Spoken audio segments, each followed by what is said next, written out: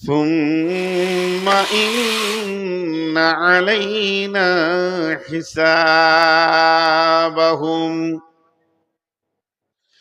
আমার কাছে তোকে ফিরে আসতেই হবে, আর তোর জিন্দেগির হিসাব আমাকে দিতেই হবে, ফিরে আসতেই হবে। যদি আল্লাহ হালকা করে বলতেন তোকে ফিরে আসতে হবে, হিসাব দিতে হবে, এইটা আল্লাহ বলেননি। ভাষার মধ্যে চ্যালেঞ্জ রয়েছে, তোকে আসতেই হবে, হিসাব দিতেই হবে। আমি পৃথিবীটা প্রত্যেকটি হিসাবের মানদণ্ডে চালাচ্ছি। আমার চন্দ্র ঘুরছে হিসাবে, আমার সূর্য ঘুরছে হিসাবে। আশ-শামসু ওয়াল কামারু বিহুসবান ওয়ান নাজমু ওয়াশ-শাজারু ইয়াসজুদান। তারা একে অপরকে ক্রস করে কিন্তু ধাক্কা লাগে না, প্রত্যেকে নিজের নিজের রাস্তায় দৌড়ছে। তাহলে এই পৃথিবীটা অঙ্কে গণিতে চলছে, তাহলে তোর জীবনের একটা হিসাব আমার কাছে রয়েছে। আমার কাছে যেদিন তুই ফিরে আসবি, সেদিন আমি তোর হিসাব তোর হাতে ধরিয়ে দেব।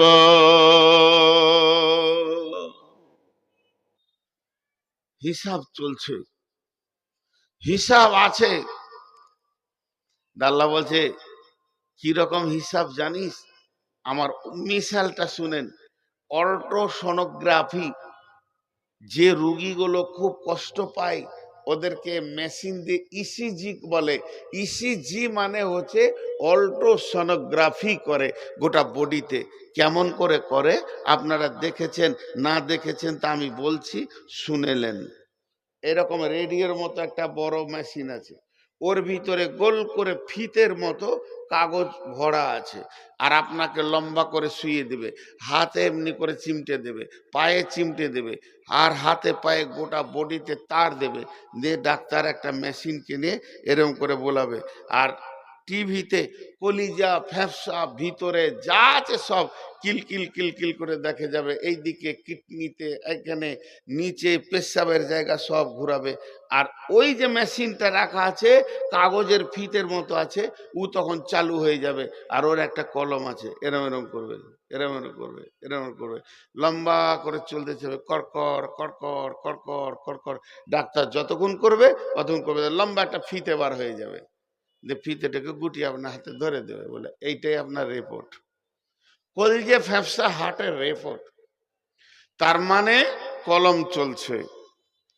আল্লাহ তাবারাক ওয়া তাআলা বলছেন ফি আই সূরাতিন মা শাআ রাক্কাবাক কাল্লা বাল তুকাযযিবুনা বিদ্দীন ওয়া ইন্না আলাইকুম লাহাফিদিন। তোরা এত আওয়ারা হয়ে গেলি, চলার তোদের এত আওয়ারাগিরি শুরু হয়ে গেছে। মুসলমানের হাত পা চলা ওঠা বসা দেখে মনে হচ্ছে আল্লাহও নাই, আখেরাতও নাই। এগুলো গল্প, মিথ্যা। হিন্দুদের যেমন রামায়ণ মহাভারত, এগুলো গল্প মিথ্যা। ওই রকম মুসলমানের চলাফেরা দেখলে মনে হচ্ছে আওয়ারা, এদের আল্লাহও নাই, আখেরাতও নাই। ওটাকে মিথ্যা বলা হচ্ছে। কবরের পর কিছুই হবে না, হাসরের ময়দান বলে কিছু নাই। যদি ওগুলো থাকতো, হিন্দুরা এসেছে সিরাসিনে, যে ঘুরে ঘুরে ঘুরে ঘুরে ঘুরে ঘুরে মুসলমানদেরকে দেখছে। হিন্দুরা শুনে এসেছে, এতদিন জেনে এসেছে, কোনো বই পড়েছে যে আখেরাতের ভয় যদি থাকে তো মুসলমানদের থাকবে, ওদের কাছে যত আখেরাতের দলিল আছে, যত কবরের দলিল আছে, অন্য কোন জাতির কাছে এত দলিল পৌঁছায়নি, এত আয়াত পৌঁছায়নি, এত হাদিস পৌঁছায়নি। তাহলে চল চল চল সেরাসিনে একদিন থেকে আসিগা, ওদের চলাফেরা দেখলে আমরা বুঝে নিব এরা আখেরাতকে কত ভয় করে। এবার সেরাসিনে এসে দেখছে সব আওয়ারা, নামাজ পড়ে না, মদের বোতল নিয়ে ঘুরে, চায়ের দোকানে সারাসারি মিথ্যা কথা, মুখের ভিতরে খিস্তি। তার মানে এদের চলনের ভিতরে আখেরাতের কিঞ্চিত পরিমাণ আছে বলে মনে হচ্ছে না। আল্লাহ বলতো কাযিবুনা বিদ্দিন, আল্লাহ বলছে তোদেরা যত আওয়ারা হবি হয়ে যা, ওয়া ইন্না আলাইকুম লাহাফিজিন কিরামান কাতিবিন, তোরা আমার অধীনস্থে বাস করছিস, আমার বর্ডারে তোরা বাইরে যেতে পারবি না, তোরা আমার হেফাজতের মধ্যে আছিস।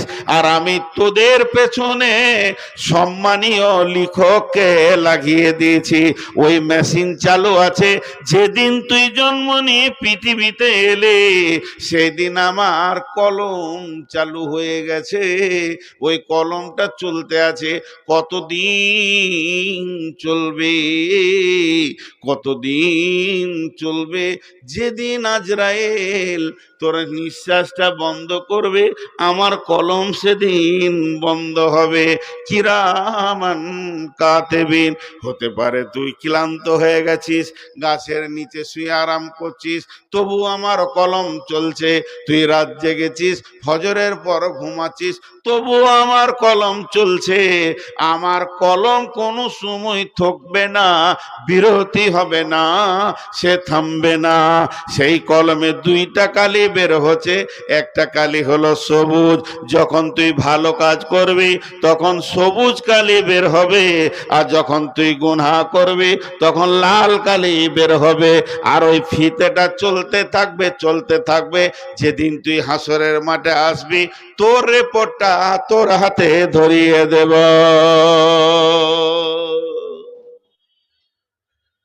সৃষ্টির বিস্ময়, এই বইটা লেখক হচ্ছে গোলাম আহমদ মর্তুজা সাহেব। গোটা বডিটা বলবো না, মাত্র কয়েকটি বলবো। মানুষের দুটি চোখ আল্লাহ বানিয়েছেন। আল্লাযী খালাকাকা ফাসাওয়াকা ফাআদালাকা ফি আইয়ি সূরাতিন মা শাআ রাক্কাবাক। এই দুটি চোখে 25,000 করে ক্যামেরার লেন্স দিয়েছেন আল্লাহ, 50,000। আর এরকম কর্ড আছে পেছনে 50,000। আল্লাহর সৃষ্টি কেমন দেখেন। যে তারপরে আল্লাহ বলছে তুই দেখ, তুই তাকা, তুই দুনিয়া দেখ, তোকে আমি দেখার শক্তি দিলাম। দুটা কানে শোনার জন্য যে পর্দাটা আছে, একটা কানে 15,000 মাইক্রোফোন লাগানো আছে। আল্লাহ বলছে শোন, তোকে শোনার ক্ষমতা দিলাম। সূক্ষ্ম সূক্ষ্ম আওয়াজ তোর কানে লাগবে, তুই শোন। এই জীবটাতে ছোট ছোট ছোট ছোট দেখবেন বীজ বীজ বীজ বীজ হয়ে আছে, এগুলোকে কোষ বলা হচ্ছে। 1.5 লক্ষ কোষ আছে একটা জীবে। আল্লাহ মানুষকে ক্ষমতা দিয়েছে 1.5 লক্ষ স্বাদকে নির্ণয় করতে পারবে। আল্লাহ বলছে খা, দিয়েছি। তাহলে এতগুলো নিয়ামত দিয়েছে, আর ব্রেনের ভিতরে যে সুতোটা আছে, মেমোরি চিপস আছে, যে রেকর্ডিং জায়গাটা আছে, যে কোষটা আছে, যদি বিহার রাজ্যটাকে এরকম পাক দেওয়া হয়, বর্ডারে বর্ডারে বর্ডারে বর্ডারে বর্ডারে, 1 পাক, 2 পাক, 3 পাক, 4 পাক, 5 পাক, 15 পাক হবে। 15 পাক ঘুরবে। একটা মানুষের ব্রেন আল্লাহ যা দিয়েছেন, একটা মানুষের ব্রেন। একজন বিজ্ঞানী বলেছেন সারা পৃথিবীতে যত কিতাব আছে দিনের কিতাব, বেদিনী কিতাব, গানের কিতাব, নাটকের কিতাব, কোরআনের কিতাব, হাদিসের কিতাব যদি কেউ মনে করে এক জায়গায় জমা করে একটা মানুষের ব্রেনে ভরবো, তো ওই ব্রেনটাতে কত বড় চিপস আছে যে এই কিতাবটা ব্রেনের 50 ভাগের 1 ভাগ জায়গাটা দখল করতে পারবে না, বাকিটা ফাঁকা থাকবে। দিয়ে আল্লাহ কালাম পাকে বলছেন, বিসমিল্লাহির রহমানির রহিম, ইয়া আইয়ুহাল্লাযীনা আমানু মা গাররাকা বিরাব্বিকাল কারীম আল্লাযী খালাকাকা ফাসাওয়াকা ফাআদালাক ফি আইয়ি সূরাতিন মা শাআ রাক্কাবাক কাল্লা বাল তুকাযযিবুনা বিদ্দীন।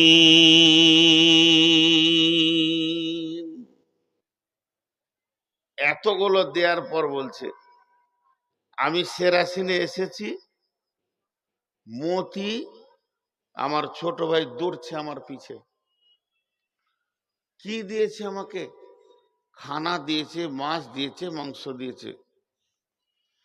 ও যদি আমার গ্রামে যায়, সামান্য আমাকে খেতে দিয়েছে, শুতে দিয়েছে, এর জন্য আমি ওর কাছে কৃতজ্ঞতা প্রকাশ করব। বলবো, মতি আয় আমার ঘরে থাক, বেড়া, কিলিবি বল, তোকে আমি ভালোবাসি। সামান্য বিনিময়ে এতগুলো বলি। আল্লাহ বলছেন, হে ইমানদার, যদি মাথা থেকে পা পর্যন্ত আমার নিয়ামত গুলো একটা একটা একটা একটা করে মূল্য লেখিস, মূল্য তো দিতে পারবি না, লিখেও শেষ করতে পারবি না। তোকে আমি এত নিয়ামত দিলাম, তারপরেও আমার নিয়ামতের বডিটা নিয়ে তুই দুনিয়া নামে জায়গাতে ফাঁসিয়ে দিলি, আর আমার ঘরটাকে অনাবাদ রেখে দিয়ে পাগলের মতো ঘুরছিস। মনে হচ্ছে আমি আল্লাহ যেন তোর কিছু উপকার করি নাই। দুনিয়া তোকে কেড়ে নিল আমার কাছ থেকে। মা গাররাকা বিরাব্বিকাল কারীম, কে তোমাকে ডুবিয়ে দিল? তোমার রবের কাছ থেকে তোমাকে কে সরালো? হে মানুষ, তুমি একবার দেখো, আল্লাযী, জুতা আছে পায়ে, পিটিয়ে সোজা করে দেবো। বস বস।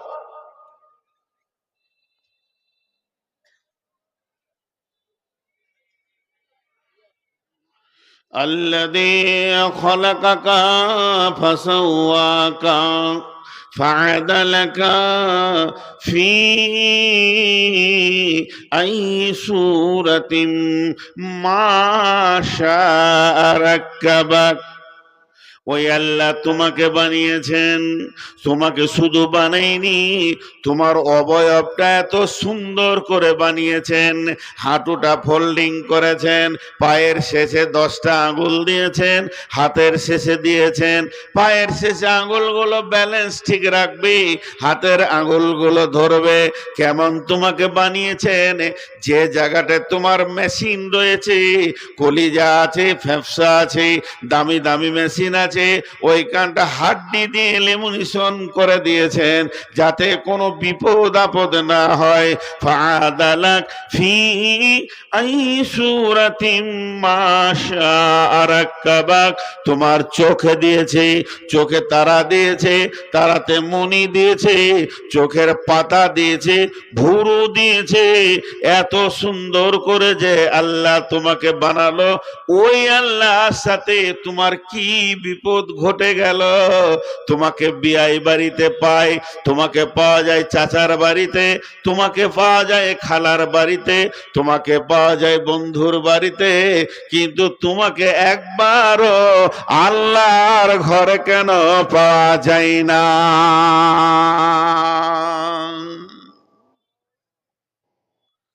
তোমাকে আমি সব জায়গায় পাই, খালি পাই না আল্লাহর ঘরে। তোদের পায়ে ধরছি, বাপ বস, যে কটা দাঁড়িয়ে আছিস তোদের পায়ে ধরছি। তুই তো তালবিলি মলবি মনে হচ্ছে, তুই যে মসজিদে যাবি ইমাম জালি ছেড়ে দিবি গোটা এলাকা। তো কাল্লা যেন মলবি না করে বাপ, তুই সে সমাজের ইমাম হবি, সমাজকে খেয়ে নিবি তুই। এই বস, কথাটা দেখেন যুক্তিসঙ্গত, এটাই পর্যন্ত রাখেন। আর একটা সৃষ্টির কথা বলবো, ওই খালি চেয়ারটা এখানে দাও তো, আমাকে একটা কোরআন শরীফ দাও। আমি তো হাফেজ নাই, কখনো কখনো দেখি, এইখানে দাও। হ্যাঁ, একটা কোরআন শরীফ দাও, দিলেই হলো। একটু ধ্যান দেন, আমি প্রথমে বলেছি ধ্যান দিলে আপনারা বুঝতে পারবেন। আর একটা সৃষ্টির কথা আবার বলবো, কিন্তু এখন মাঝে একটা ছোট্ট কথা বলি। হিসাব, হিসাব আমাদের বাংলাতে প্রত্যেক ক্লাসে একটা অঙ্কের বই আছে, অঙ্কের বই। আপনাদের হিন্দিতে কি বলেন বুঝি না, অঙ্কের বই বলবেন নাহলে হিসাবের বই বলবেন। গণিত আছে, ও কি করে, কত আয় হলো কত ব্যয় হলো আমাদের হিসাব লাগানো আছে। একটা কথা সামান্য ছেড়ে দিয়েছি, আর একটা অ্যাঙ্গেল আনছি, আর একটা আনবো, তিনটে এনে তারপর বায়নার দিকে যাব। হিসাবের খাতা কি করে,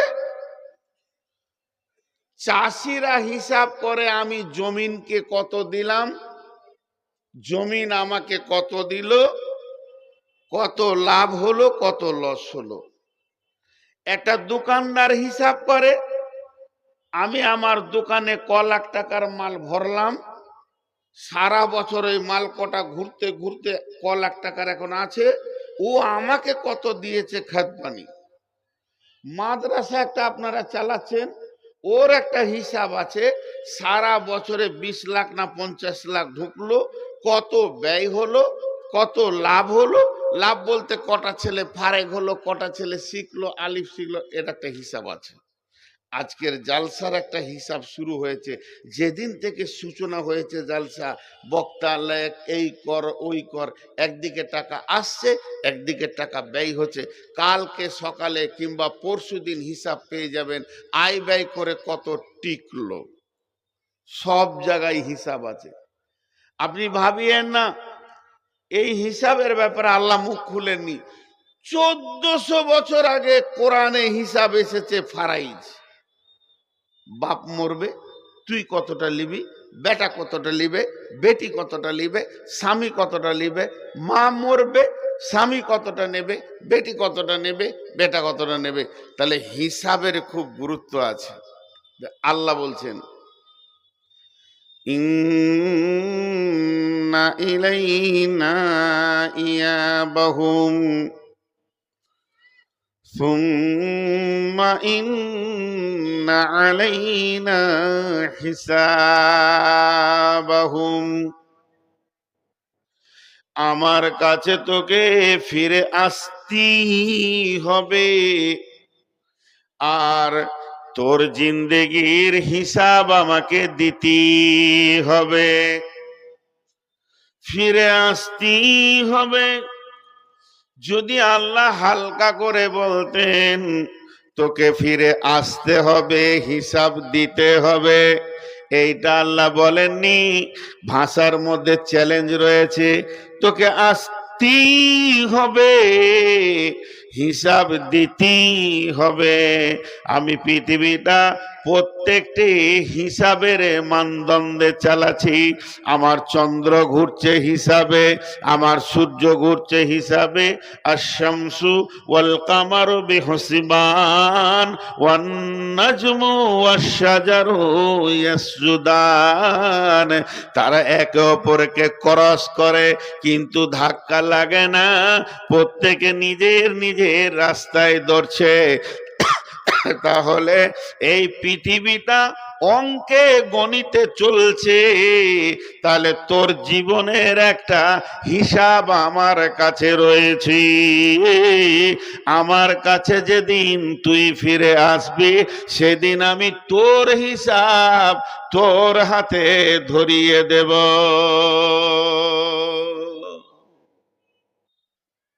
হিসাব চলছে, হিসাব আছে। আল্লাহ বলছে কিরকম হিসাব জানিস? আমার মিসালটা শুনেন। অল্ট্রাসোনোগ্রাফি, যে রুগীগুলো খুব কষ্ট পায় ওদেরকে মেশিন দিয়ে ইসিজি বলে। ইসিজি মানে হচ্ছে অল্ট্রাসোনোগ্রাফি করে গোটা বডিতে। কেমন করে করে আপনারা দেখেছেন না দেখেছেন তা আমি বলছি, শুনেলেন। এরকম রেডিওর মতো একটা বড় মেশিন আছে, ওর ভিতরে গোল করে ফিতের মতো কাগজ ভরা আছে, আর আপনাকে লম্বা করে শুইয়ে দেবে, হাতে এমনি করে চিমটে দেবে, পায়ে চিমটে দেবে, আর হাতে পায়ে গোটা বডিতে তার দেবে, দিয়ে ডাক্তার একটা মেশিন কিনে এরকম করে বলাবে।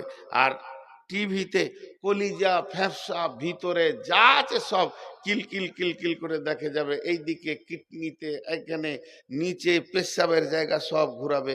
আর ওই যে মেশিনটা রাখা আছে কাগজের ফিতের মতো আছে, ও তখন চালু হয়ে যাবে। আর ওর একটা কলম আছে, এরম এরম করবে, এরম এরম করবে, এরম এরম করবে, লম্বা করে চলতে যাবে, কড়কড় কড়কড় কড়কড় কড়কড়। ডাক্তার যতক্ষণ করবে ততক্ষণ করবে, লম্বা একটা ফিতে বার হয়ে যাবে, যে ফিতেটাকে গুটিয়ে আপনার হাতে ধরে দেবে, বলে এইটাই আপনার রিপোর্ট। কলজে ফ্যাপসা হার্টের রিপোর্ট। তার মানে কলম চলছে। আল্লাহ তাবারাক ওয়া তাআলা বলছেন ফি আই সূরাতিম মা শাআ রাক্কাবাক কাল্লা বাল তুকাযযিবুনা বিদ্দীন ওয়া ইন্না আলাইকুম লাহাফিদিন। তোরা এত আওয়ারা হয়ে গেলি, চলার তোদের এত আওয়ারাগিরি শুরু হয়ে গেছে। মুসলমানের হাত পা চলা ওঠা বসা দেখে মনে হচ্ছে আল্লাহও নাই আখেরাতও নাই। এগুলো গল্প, মিথ্যা। হিন্দুদের যেমন রামায়ণ মহাভারত, এগুলো গল্প মিথ্যা। ওই রকম মুসলমানের চলাফেরা দেখলে মনে হচ্ছে আওয়ারা, এদের আল্লাহও নাই আখেরাতও নাই। ওটাকে মিথ্যা বলা হচ্ছে। কবরের পর কিছুই হবে না, হাসরের ময়দান বলে কিছু নাই। যদি ওগুলো থাকতো, হিন্দুরা এসেছে সিরাসিনে যে ঘুরে ঘুরে ঘুরে ঘুরে ঘুরে ঘুরে মুসলমানদেরকে দেখছে। হিন্দুরা শুনে এসেছে, এতদিন জেনে এসেছে, কোনো বই পড়েছে যে আখেরাতের ভয় যদি থাকে তো মুসলমানদের থাকবে। ওদের কাছে যত আখেরাতের দলিল আছে, যত কবরের দলিল আছে, অন্য কোনো জাতির কাছে এত দলিল পৌঁছায়নি, এত আয়াত পৌঁছায়নি, এত হাদিস পৌঁছায়নি। তাহলে চল চল চল সেরাসিনে একদিন থেকে আসিগা। ওদের চলাফেরা দেখলে আমরা বুঝে নিব এরা আখেরাতকে কত ভয় করে। এবার সেরাসিনে এসে দেখছে সব আওয়ারা, নামাজ পড়ে না, মদের বোতল নিয়ে ঘুরে, চায়ের দোকানে সারাসারি মিথ্যা কথা, মুখের ভিতরে খিস্তি। তার মানে এদের চলনের ভিতরে আখেরাতের কিঞ্চিত পরিমাণ আছে বলে মনে হচ্ছে না। আল্লাহ বাল তুকাযযিবুনা বিদ্দীন, আল্লাহ বলছে তোদেরা যত আওয়ারা হবি হয়ে যা। ওয়া ইন্না আলাইকুম লাহাফিজিন কিরামান কাতিবিন, তোরা আমার অধীনস্থে বাস করছিস, আমার বর্ডারে তোরা বাইরে যেতে পারবি না, তোরা আমার হেফাজতের মধ্যে আছিস। আর আমি তোদের পেছনে সম্মানীয় লিখককে লাগিয়ে দিয়েছি। ওই মেশিন চালু আছে। যেদিন তুই জন্ম নিয়ে পৃথিবীতে এলে সেদিন আমার কলম চালু হয়ে গেছে। ওই কলমটা চলতে আছে। কতদিন চলবে, কতদিন চলবে? যেদিন আজরাইল তোর নিঃশ্বাসটা বন্ধ করবে আমার কলম সেদিন বন্ধ হবে। কিরামান কাতেবিন। হতে পারে তুই ক্লান্ত হয়ে গেছিস, গাছের নিচে শুয়ে আরাম করছিস, তবু আমার কলম চলছে। তুই রাত জেগেছিস, ফজরের পর ঘুমাচ্ছিস, তবু আমার কলম চলছে। আমার কলম কোনো সময় থকবে না, বিরতি হবে না, সে থামবে না। সেই কলমে দুইটা কালি বের হচ্ছে। একটা কালি হলো সবুজ, যখন তুই ভালো কাজ করবি তখন সবুজ কালি বের হবে, আর যখন তুই গুনাহ করবি তখন লাল কালি বের হবে। আর ওই ফিতেটা চলতে থাকবে, চলতে থাকবে। যেদিন তুই হাসরের মাঠে আসবি তোর রিপোর্টটা তোর হাতে ধরিয়ে দেব।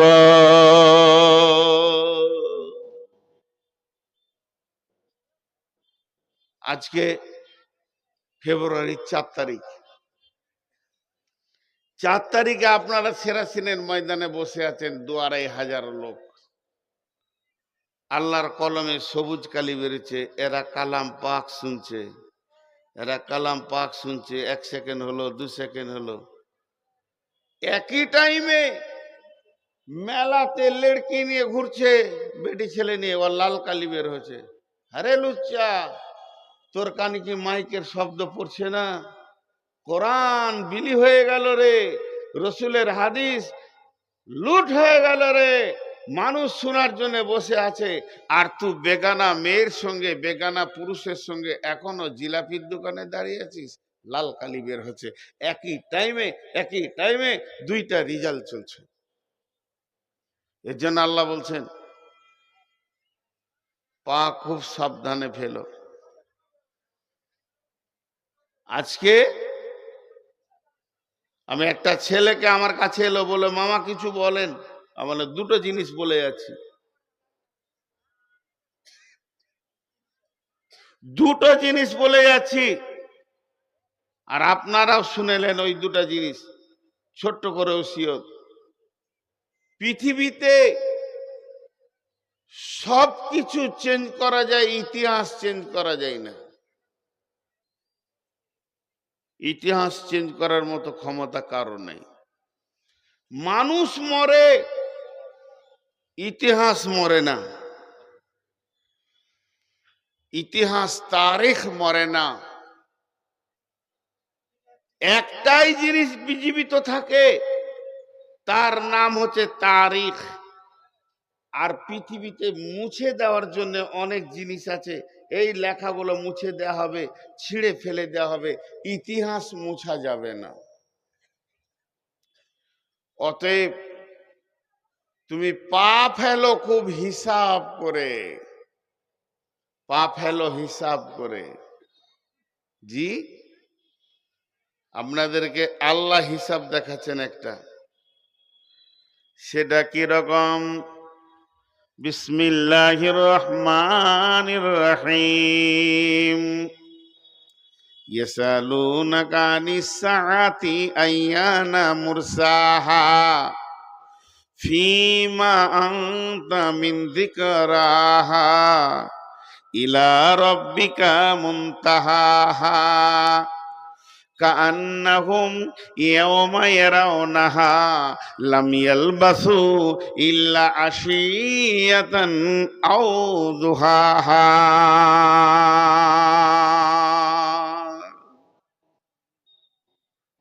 আল্লাহর রাস্তে 1 মিনিট ধ্যান দেন। এই আয়াত কটা 1 মিনিট ধ্যান দেন। হিসাব কাকে বলে বুঝেলেন, হিসাব কাকে বলে বুঝেলেন। 1 মিনিট ধ্যান দেন। আল্লাহ বলছেন, হে পৃথিবীর মানুষ, ইয়াসালুনাকা আনিস সাআতি আইয়ানা মুরসাহা। নবী, তোমাকে ওরা প্রশ্ন করেছে কিয়ামত কখন হবে। ফিমা আনতা মিন যিকরাহা, হে নবী এ ব্যাপারে তোমার কি জানা আছে। ইলা রব্বিকা মুনতাহাহা, এই কিয়ামত কবে হবে এই ব্যাপারটা তোমার রবের কাছে সংরক্ষণ রয়েছে, অতএব তুমি কিছুই বলতে পারবে না। তবে যারা জিজ্ঞেস করছে ওই লোকদেরকে বলে দাও, সেরাসিনের লোকদেরকে বলে দাও, ঝাড়খণ্ডের লোকদেরকে বলে দাও, বাঙালের লোককে বলো, বর্ধমানের লোককে বলো, যেদিন তোমাকে কিয়ামতের মাঠে দাঁড় করানো হবে আর আমার আল্লাহ বলবে বান্দা তুমি এলে, কতদিনের রাস্তা এলে একবার তুমি হিসাবটা দাও, তো ওই বান্দা আল্লাহকে বলবে কান্নাহুম ইয়াওমা ইয়ারাউনাহা লাম ইয়ালবাসু ইল্লা আশিয়াতান আও দুহাহা।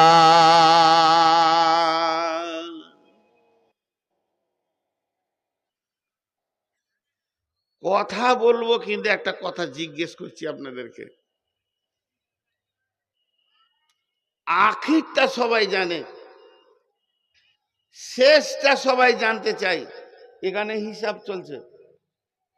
আরে ছাড়ো হিসাব, থাকলো কত এটা বলো, খরচা বাদে থাকলো কত এটা বলো, 20 লাখ হয়েছে এটা শুনবো না, তোমার খরচা বাদে থাকলো কত বলো, এটার নাম হিসাব।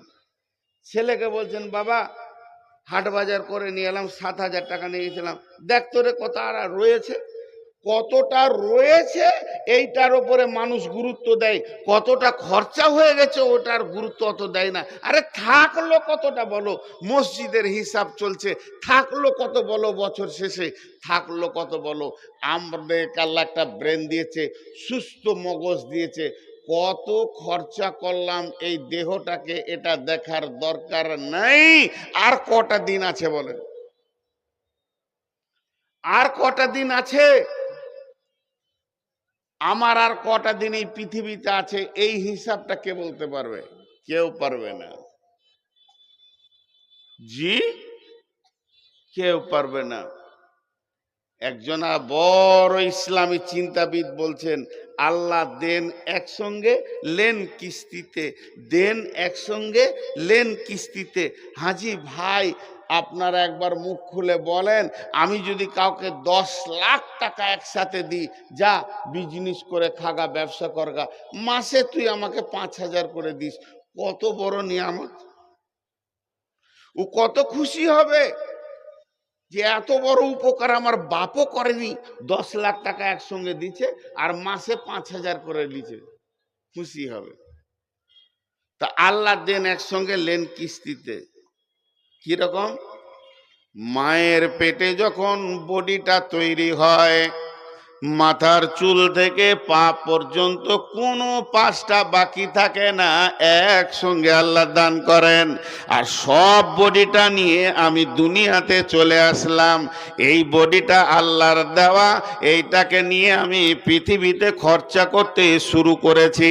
কত বছর করলাম? আল্লাহর দেওয়া বডিটা 54 বছর ব্যবহার করছি এখন আমি। এরপরে আল্লাহ কিস্তি শুরু করেছে, চোখ দুটি নিয়ে নিয়েছে, খালি চোখে কোরআন দেখতে পারি না, চশমা নিয়ে নিয়েছি, এবার আমি আগাতে শুরু করেছি। তারপরে বলছে এবার মিজাজ চলে গেল, এরপরে বলবে হাত গেল, তারপরে বলবে দাঁতগুলো খসে গেল, পা কাজ করে না। একটা একটা কিস্তি যখন শুরু হবে বন্ধুরে, তখন ভাবতে হবে এবার আল্লাহ আমাকে নিতে শুরু করে দিয়েছে, আমার কিস্তি শুরু হয়ে গেছে, মানে আমার যত ঋণ আছে আল্লাহ নিয়ে নেবে। শেষ কিস্তিতে আত্মাটা নিবে, জানটা নিবে, কবরে ঢুকিয়ে দেবে। এটা আল্লাহ দেন একসঙ্গে, নেন কিস্তিতে। কিস্তি যখন শুরু হয়ে গেছে তখন বুঝে নিতে হবে আর পৃথিবীতে বাঁচপানি চলবে না।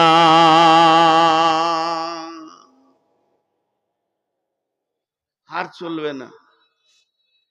সেরাসিনের লোক আমাকে জিজ্ঞেস করছে কোথা থেকে এলেন জি? আমার বাড়ি সেরাসিন থেকে 600 কিলোমিটার রাস্তা, 200 নাহলে 190। তো আজকে 600 কিলোমিটার গাড়ি চেপেছি। কাটিহারে জালসা ছিল আমার, কাটিহার শোকাসন ইসলামপুর। রাতে নেমে রাতে এদিকে বাড়ি গেছি। বাড়ি গিয়ে বাড়িতে বসিনি, কাগজপাতি নিয়ে বুলকে গেছি। বুলকে যে 1টা বাজছে, তারপরে ঘরে এসে জোহরাসর পড়েছি, 2টি ভাত নিয়ে আবার এসে এখানে হাজির হলাম। রাতে এই ফারাক্কার ব্রিজ দিয়ে পেরিয়ে গেছি, আবার ঘুরে আসলাম। আমাকে জিজ্ঞেস করছে, আপনি বাড়ি থেকে ডাইরেক্ট আসছেন? জি। রাস্তায় কোথাও দাঁড়িয়েছিলেন নাকি? একবারে চলে এলেন? তখন আমি হিসাব শুরু করে কেমন করে বলছি দেখেন, বলার ভঙ্গিটা তাকাবেন। কোথাও দাঁড়াইনি, একটা মসজিদে মাগরিব ইশাটা পড়লাম। খানিক দাঁড়িয়েছিলাম, একটা মসজিদে মাগরিব ইশাটা পড়লাম। আপনাদের কি মনে হচ্ছে 5 ঘন্টা? কি মনে হচ্ছে 5 ঘন্টা? 5 মিনিট। আল্লাহ বলছেন, যেদিন তোকে কিয়ামতের মাঠে আমি দাঁড় করাবো, আমি জিজ্ঞেস করব, বান্দারে কোথায় থেকে আসছিস বল। তোর সফর তো জান্নাত থেকে শুরু হয়েছে। জান্নাত থেকে তোকে আমি মায়ের পেটে দিয়েছিলাম, মায়ের পেটে এরপরে দুনিয়া নামে একটা জায়গা তুই অতিক্রম করেছিস। তারপরে তুই কবরে এলি, কবর থেকে তোকে তোলা হলো। তাহলে তুই কত দূর রাস্তা এলি, কোথায় ছিলি তুই বল। ওই লোকটা আল্লাহর সামনে কি বলবে দেখেন, কান্নাহুম ইয়াউমা ইয়ারাউনাহা লাম ইয়ালবাসু ইল্লা আশিয়াতান আও দুহাহা।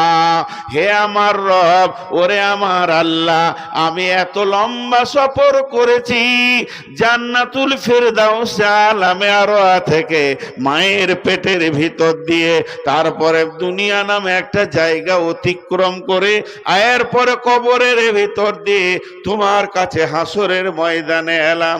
আমি কোথাও দাঁড়াইনি, কোথাও সময় দিইনি। আমি একটু জায়গায় মনে হচ্ছে পরিষ্কার নয়, মনে হচ্ছে আমি দাঁড়িয়েছিলাম একটা সকাল কিংবা একটা সন্ধ্যা।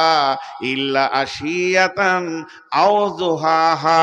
কে বলবে এই পৃথিবীতে যে 70 বছর বেঁচেছে, 100 বছর বেঁচেছে, যে লোকটা কোম্পানি ছিল, যার অধীনস্থে 300 ডাম্পার কাজ করেছে, যার অধীনস্থে পাহাড়ে 10টা ক্যাসার চলেছে, যে কয়েকশো কোটি টাকার মালিক ছিল, এলাকার জমি জায়গা পুকুর বাগান যে কিনেছে, যে মেয়েটা 70 বছর বেঁচেছে আর 70 বছরে 8টা ছেলেকে প্রসব করেছে, তার 8টা ছেলেকে প্রসবের কোঁত দিতে দিতে দিতে দিতে সে 8 বার মওতের মুখ দেখেছে, ওই মেয়েটি বলবে, আমি সামান্য একটা সকাল বা একটা সন্ধ্যা কোনো জায়গায় দাঁড়িয়েছিলাম। আল্লাহ বলবে, তোর হিসাব মিলছে না। 70 বছর কাটিয়েছিস সেরাসিরের মাটিতে হেঁটে হেঁটে হেঁটে হেঁটে, তুই মাতলামো করেছিস। ওই মাটি আমাকে দরখাস্ত করেছে, এই কাজু করেছে, ব্যভিচার করেছে। তুই 70 বছরটাকে একটা সকাল আর একটা সন্ধ্যা বলবি? নিজের জীবনের হিসাবকে ছেড়ে দিলি। হিসাব আমরা করি না। জমির হিসাব করি, জায়গার হিসাব করি, ধানের হিসাব করি, পেঁয়াজের হিসাব করি, রসুনের হিসাব করি, সিমের হিসাব করি, বেগুনের হিসাব করি, দোকানের হিসাব করি, চায়ের দোকানের হিসাব করি, পানের দোকানের হিসাব করি, সারা পৃথিবীর সব কাজের হিসাব করি। কিন্তু আখেরাতের কতটা পুঁজি জমা করলাম, একদিনও কাগজ কলম নিয়ে বসিনি। উদাস উদাস আওয়ারা। এ যেন সরকারি ষাঁড়, রাস্তায় ছাড়া আছে, যা মন তাই করবে, আওয়ারা। ভাইয়েরা আমার, আপনাদের সামনে একটা জিন্দেগির কথা তুলে ধরছি। লোকটির নাম হলো ফারুকে আজম, উমার ফারুক। এই লোকটি কত দামি, কত দামি। হযরতে ওমর যে রাস্তায় হেঁটে যেতেন ওই রাস্তায় শয়তান হাঁটতে না। হযরতে ওমর এই রাস্তায় হাঁটছে, শয়তান যদি দেখে নিয়েছে ওমর আসতে তো রাস্তা চেঞ্জ করে নিয়েছে। লোকটা কত দামি। হযরত ওমরের নাম ওমর বিন খাত্তাব। আল্লাহর রাসূল ওমরের নাম দিলেন ফারুক। ফারুক মানে হক আর বাতিলকে ফারাক করেছে, তাই হলো সে ওমর ফারুক। লোকটা কত বড় দামি বন্ধুরে। ইনি হলেন মুসলিম জাহানের দ্বিতীয় খলিফা। একদিন ওমর যখন খলিফা হয়ে গেছে, সে খলিফাতে পেয়ে গেছে। খলিফা হওয়ার পর সঙ্গী সাথীদেরকে নিয়ে মরুভূমির রাস্তাতে চলছে। চলতে চলতে নিজের বাচপানি কথা মনে পড়ে গেছে। নিজের বাচপানির কথা মনে পড়ে গিয়ে সাথীদেরকে শোনাচ্ছে, ও আমার সাথীরা শোনো, ও রসুলের উম্মতেরা শোনো, ও লাল গোলামেরা শোনো, এই ময়দান দিয়ে আজকে আমি খলিফা হিসেবে হাঁটছি, বাদশাহ হিসেবে হাঁটছি। আমি উটের ওপরে সওয়ার হয়ে যাচ্ছি। একদিন আমার আব্বা আমাকে উট কিনে দিয়ে এই ময়দানে দিয়েছিল, যা তুই উট চড়িয়ে এলিয়ে আসগা। আমি ওমর একটা উটের রাখাল ছিলাম, এই ময়দানে উট চড়াতে এসেছিলাম। তাহলে একদিনকার ঘটনা শোনো। আমাকে প্রচন্ড রোদ লেগেছে, আর উট আমার ঘাস খেছে, ঘুরছে, চড়ছে। আমি আর গরমে থাকতে পারছি না। কোথা যাব, কোথা যাব? উটের পাছাতে গিয়ে বসেছি। হযরত ওমর উটের পাছাতে গিয়ে বসেছে, আর উট বড় বড় বড় বড় করে ওর মাথায় হেগে দিয়ে। কতটা বুঝে, চাওয়ালা ওই উঠা, চা উঠা, ভাগ, সিধা মালদা স্টেশন চলে যা।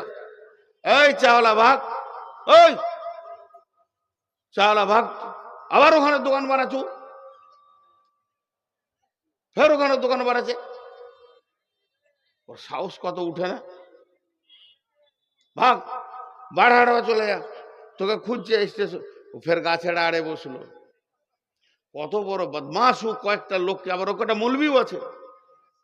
বাস ওটা মার্কেট করে দিলে। সুবহানাল্লাহ। এক মাতাল রাস্তায় হাঁটছে, বুঝছেন, টলছে।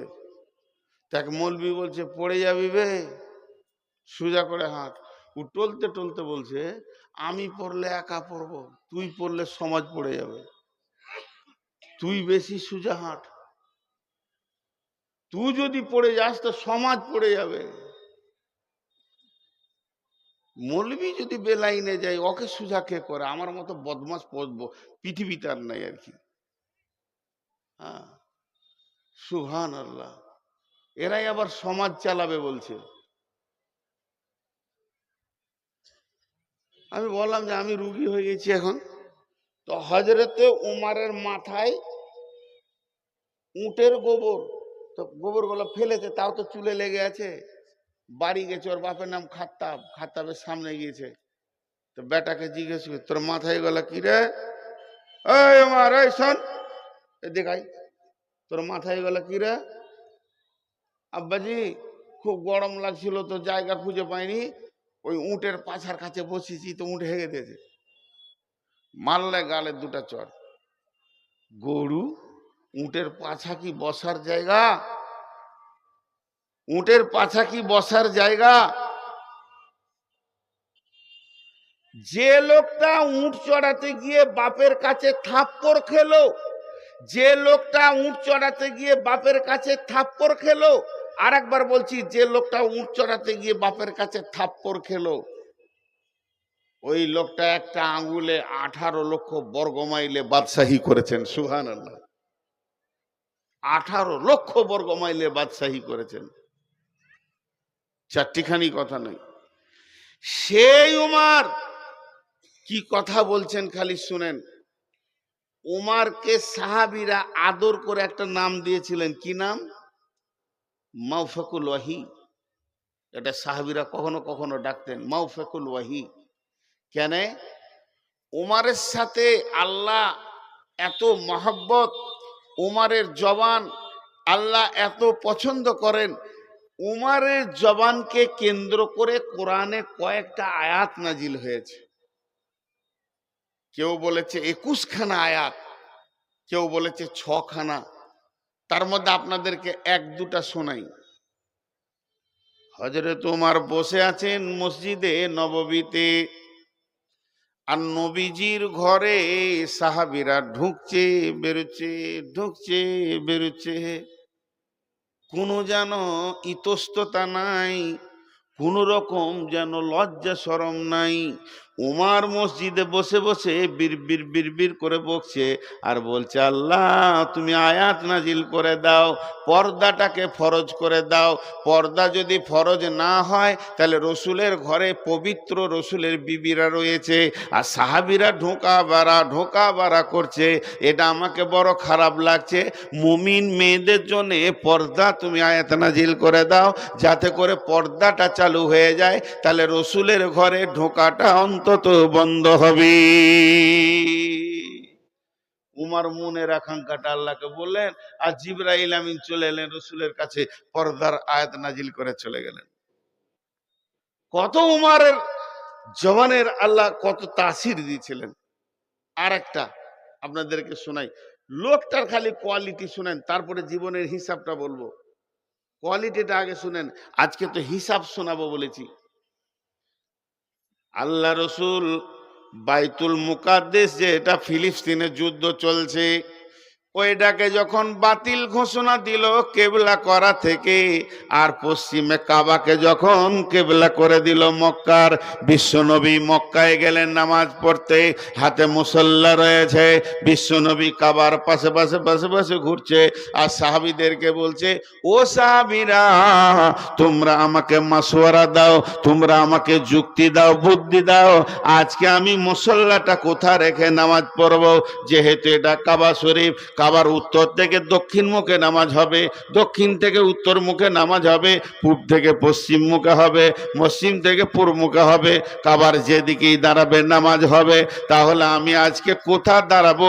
প্রথম কোন জায়গায় স্টার্ট করব, চালু করব, আমি কোন জায়গাতে বলো? যার যেমন বুদ্ধি ছিল রসুলকে পরামর্শ দিল, কেউ বলে এখানে করেন, কেউ বলছে আপনার মন যেখানে যাবে করেন। এইভাবে আবু বকর একটা বলল, সমস্ত সাহাবীর বলা হয়ে গেল। নবীজি বলেন, উমর রে আজকের দিনে তুমি কি বলছো একটা বলো। উমর বললেন, ইয়া রাসূলুল্লাহ আমাকে বলতে সময় লাগবে, তাহলে আমি বলতে শুরু করছি, শুনেন। এটা হলো কাবা শরীফ, কাবার পূর্ব দিকে রয়েছে আল্লাহর ঘরের দরজা, যে দরজা ধরে বিশ্ববাসী কাঁদবে। মুলতাজিম রয়েছে কাবার পূর্ব দিকে। শুধু তাই নয়, হাজরে আসওয়াদের পাশটা কাবার পূর্ব দক্ষিণ কোণে রয়েছে।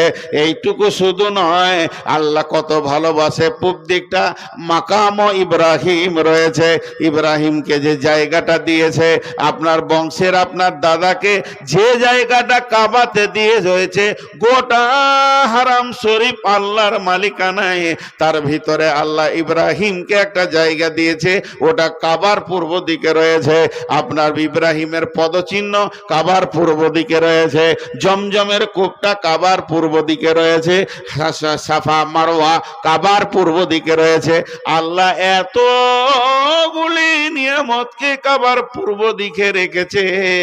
আমি উমরের মত, এটা আপনার দাদার বংশের জায়গা, ইব্রাহিমের জায়গা, মুসল্লাটা এই ইব্রাহিমের জায়গাতেই রেখে আপনার বংশের স্মৃতিটাকে রাখার জন্য এইখানেই রেখে নামাজ শুরু করে দেন।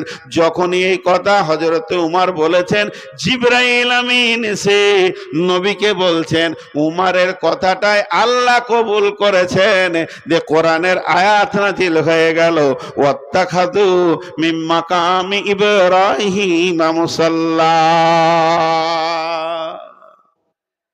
হে নবী, ওই উমর যেটা বলেছে ওখানেই তুমি মুসাল্লাটা রাখো, আল্লাহ রাজি হয়েছে। এবার লোকটা বলেন কত দামি, আমি অন্য কিছু বলতে চাইছি না, লোকটা বলেন কত দামি। আপনারা মনে মনে ভাবেন, আমাকে বলতে হবে না। এই লোকটার আল্লাহ রসুল কি ডিগ্রি দিয়েছিলেন? আল্লাহ রসুল কি সার্টিফিকেট দিয়েছেন উমারকে? সুবহানাল্লাহ।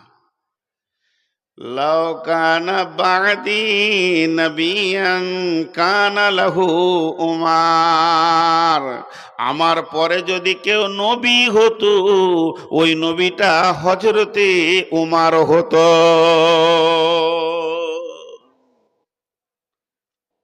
আর বললাম না। এবার লোকটার হিসাব দেখেন আমাদের সঙ্গে মিলছে কিনা দেখেন। ফজরের নামাজ পড়তে গেছে, ইমামতি করছে, আল্লাহু আকবার। এক বেঈমান ইহুদি আবু লুলু বড় একটা বর্ষা নিয়েছে, মেরে দিলে ঝাড়ামছে, পিঠ দিয়ে ঢুকলো, বুক দিয়ে ফেটে বেরিয়ে গেল। হযরত উমর পড়ে গেলেন। পড়ার আগে পেছন দিকে আব্দুর রহমান ইবনে অফকে ধরে ইমামতির জায়গায় দিয়ে দিলেন। নামাজ চালু, নামাজ বন্ধ হয়নি।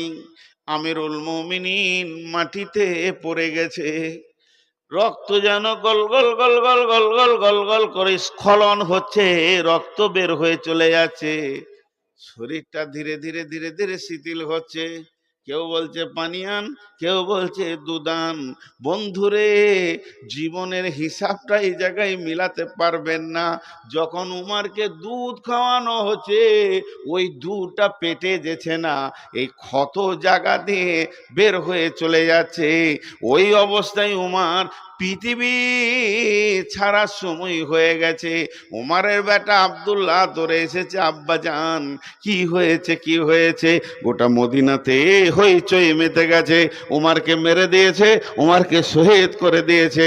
বন্ধু, হে যুবকের দল, ওরে আমার বেটার দল, আমার বেটার বয়সে যারা রয়েছে তোমরা, তোমাদের পাগুলো ধরে বলছি একবার উমারের কথাটা এই সময় শোনেন।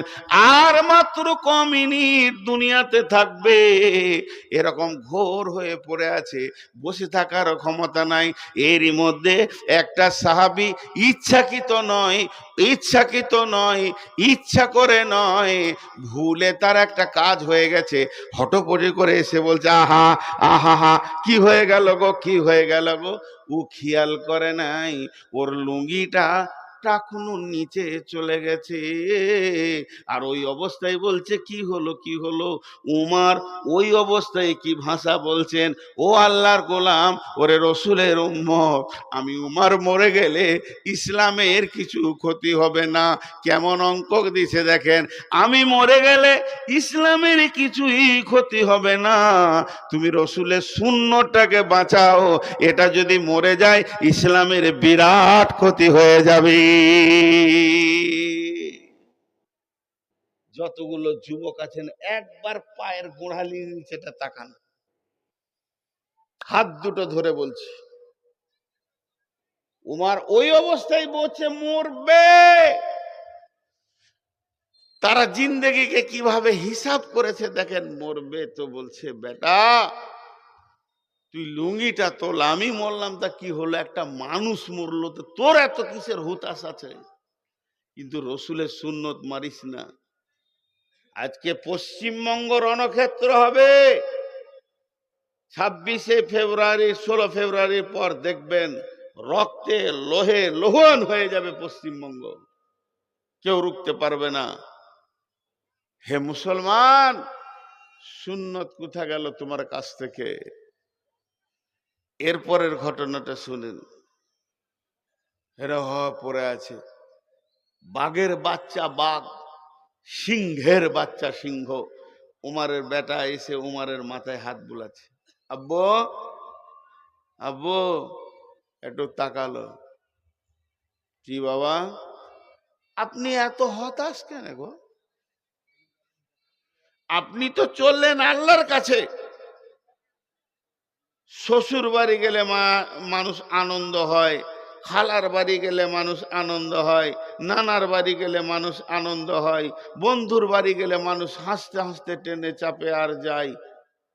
আর আল্লাহর কাছে যাওয়ার সময় কেন এত কাঁচুমিচু? তোমার খুশি লাগছে না? তা উমারের বেটা এত কথা বলেনি। উমারের বেটা বলছে, আব্বা আপনার তো আল্লাহর মোলাকাতের টাইম হয়ে গেছে, তো আপনি এত মায়ুস হচ্ছেন কেন? হযরত উমার চোখের পানি ছেড়ে দিয়ে বলছে, বেটা রে, তুই আমাকে কি চিনিস তুই বল? তুই এতটুকু জানিস আমি তোর মায়ের স্বামী, তাই তোর বাপ, কিন্তু তোর বাপের চরিত্র সম্পর্কে তোর কিছু জানা আছে কি? বেটারে, আমাকে মরতে হবে এ বিষয়ে আমি কোনো চিন্তা করি না, শুধু চিন্তা করছি মরার পরে আমি যার কাছে চললাম ওর সামনে কেমন করে আমি দাঁড়াবো রে বেটা। এমন কোনো কাজ আমি করতে পারিনি যে কাজটার বদৌলতে আল্লাহর সামনে গিয়ে দাঁড়াবো। কিছু খুঁজে পেছি না বেটা। এই যাওয়ার আগে আমার আমলের ব্যাগে কোনো নেকি পেছি না, কোনো ভালো ব্যবহার পেছি না যে আমি আল্লাহর সামনে ওই নিয়ে দাঁড়াবো। এই ভয়ে আমি মাইয়ুস হচ্ছি। বেটা শোন, তোকে একটা কথা বলছি, তুই শোন। তুই আম্মা জান আয়েশার বাড়ি যা, বাড়িতে যাওয়ার পর সালাম দিবি। আম্মা জান আয়েশা পর্দায় আসবে। আম্মা জান আয়েশাকে তুই বলবি, আব্বা আপনার কাছে পাঠালো আর আপনাকে সালাম দিয়েছে, আপনার কাছে একটা আরজি রেখেছে। আমার আব্বা চায় সে তার দুই বন্ধুর সঙ্গে কিয়ামত পর্যন্ত এই মাটিতে শুয়ে থাকবে এক জায়গাতে। তার মানে ওই ঘরটা হলো আম্মা জান আয়েশার, ওই রুমটা হলো আম্মা জান আয়েশার, যেটা বিশ্বনবী আম্মা জান আয়েশাকে দিয়েছিলেন। সেই হুজরার ভিতরে আল্লাহর নবীকে প্রথম শোয়ানো হয়েছে। ওটা তো ওর নিজের স্বামী, তারপরে আবু বকর শুয়েছে, এটা তো আয়েশার বাপ, ঠিক আছে, কিন্তু আমি তো তার কেউ নয়। তবে জিজ্ঞেস করবি ওই পাশে কি আমাকে থাকার জায়গা দেবে নাকি? আম্মা জান আয়েশা একটু ভেবে বললেন, রে উমারের বেটা আব্দুল্লাহ, তোমার আব্বার ইসলামে অনেক ত্যাগ আছে, অনেক কোরবানি আছে, অতএব ওকে এখানে শোয়ার হক আছে। তোমার আব্বাকে গিয়ে বলে দাও গা। ফিরে এসে বলছে, আব্বা আলহামদুলিল্লাহ পড়েন, আপনি যে প্রস্তাবটা দিয়েছিলেন এটা প্রত্যাখ্যান করা হয়নি, বরং কবুল করে নিয়েছেন। আপনার শোয়ার জায়গা হলো নবী আর আবু বকর, আপনার দুই বন্ধুর পাশে থাকবে। হাজি ভাই একটু ভেবেছি নিজের জীবন দিয়ে। অঙ্ক আমরা করি, আমাদের কলম চলছে আর গাদা গাদা গাদা গাদা খাতা শেষ হয়ে গেছে। আমাদের কলম বন্ধ নাই, আমাদের অঙ্ক বন্ধ নাই। আমাদের অঙ্ক কেমন চলে? চায়ের দোকানে বসে গেছি, লোকের ভুল দেখছি খালি। ও আর কি ছিল? চোর, লুটে ফুটে করলো। ও তো মাতাল, ও সুদারু, ও সুদ খায়, ও জো খেলে, ও লুচ্চা। সারা দুনিয়ার হিসাব করছি, নিজের দিকে একবার তাকিয়ে দেখছি না যে আমি কি করছি। চায়ের দোকানে একবার বসে গেলে গোটা দুনিয়ার লোক কেউ খালি ভুলই দেখছে, ভুলই দেখছে, ভুলই দেখছে। আমার একটা প্রশ্নের উত্তর দেন। আমি বলিনি যে আপনি গোনা করেন, কিন্তু আমার প্রশ্নের উত্তর দেন। এতটি লোক বসে আছেন, আপনি জুতাটা সোজা আমার মুখের বরাবর ছুঁড়ে দিবেন আর আমি ওটা ফুল বলে কুড়িলে চুমা খাবো। আমি চুরি করলাম তো তোর বাপের কি? উত্তর দেন, এটা কি আছে? আমি মদ খেলাম তো তুই কি করবি? তোর কি হয়েছে বল? এটা উত্তর দিতে পারবেন? এইটার উত্তর যদি আপনি দিতে পারেন তো সারা জীবন আপনাকে আমি গুরু গ্রহণ করব। আল্লাহ তোকে উত্তর উত্তর দিতে বলেনি, না কোরআনে না হাদিসে। মাতালের হিসাব লিখা তুই। আমি একটা পাকা মাতাল, সেরাসিনের 1 নম্বর মাতাল। সকালে 2 বোতল, দুপুরে 2 বোতল, বিকালে 2 বোতল না খাইলে আমার চলে না। আমি লুচ্চা, প্রতিদিন মেয়ে ছেলে চেঞ্জ করি, আমি লুচ্চা। তোর কি? এটা উত্তর দেন। দিতে পারবেন না। তোর যদি কি হয়, কতটা হবে জানিস? এই লুচ্চার পাটা ধরতে পাবি, তাছাড়া আর তোর কিছুই নাই। তোকে হাদিস কোরআন ওইটুকু বলেছে, লুচ্চা দেখবি, মাতাল দেখবি, পা ধরকাতে বলকা ভাই ছেড়ে দে। তবলিগ করার আছে, তুই আমার আলোচনা করে কি করে নিবি? কমাতে পারবি নাকি না বাড়াতে পারবি? কেন এত সাহসিলে আমি বলছি? আমার জান্নাতটা যার হাতে, আমার জাহান্নামটা যার হাতে। যে চাবি খুলে দিলে আমি জান্নাতে যেতে পাবো, যে চাবি বন্ধ করে দিলে জান্নাত বন্ধ হয়ে যাবে। যার চাবিতে আমি জাহান্নাম যাব, যার চাবিতে আমি জান্নাত যাব। আমার জীবনের যে মালিক, সেই আল্লাহ বলছে, গোলাম রে, হলো অনেক করেছিস তুই, এবার একবার রমজান মাসে তওবা কর, অঝর নয়নে কান আমি মাফ করে দিব। যার হাতে আমার জান, সে মাফ করার জন্য রেডি আছে। তোর মুখের কথায় আমি ভয় খাবো? এই যে হিসাব, লোকের গুনার হিসাব, লোকের গোনার হিসাব। নিজের গোনার দিকে আমরা একবারও তাকাই না, নিজের গোনাটা আমরা খুঁজে পাই না। আমি তখন থেকে খালি হিসাবের উপরে কথা বলছি।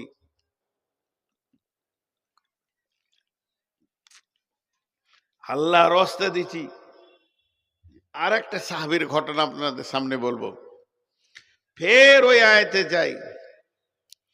বিসমিল্লাহির রহমানির রহিম।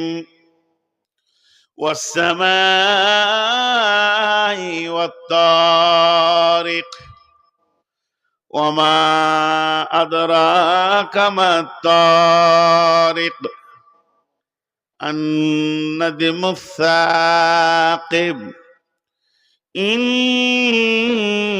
كل نفس لما عليها حافظ فلينظر الإنسان مما خلق خلق من ماء دافق। আমি এক ধার থেকে তর্জমা করছি না, শুধু সার অংশটা ধরিয়ে দিছি। আল্লাহ নক্ষত্রের তারার কসম করছে। আর কোন তারা? প্রজ্বলিত তারা। তুমি জানো কি সেই জিনিসটা কি? তরেকটা কি? আন্নাজমু সাকিব।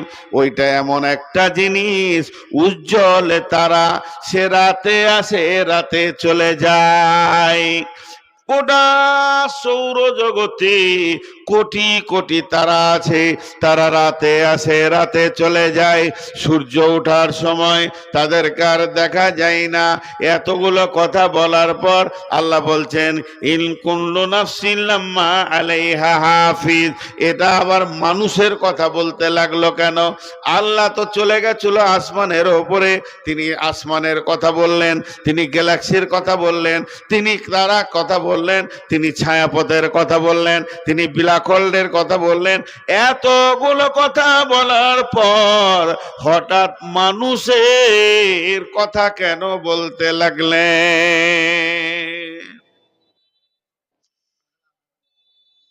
হাজি ভাই, পৃথিবীতে মানুষ আছে 850 কোটি।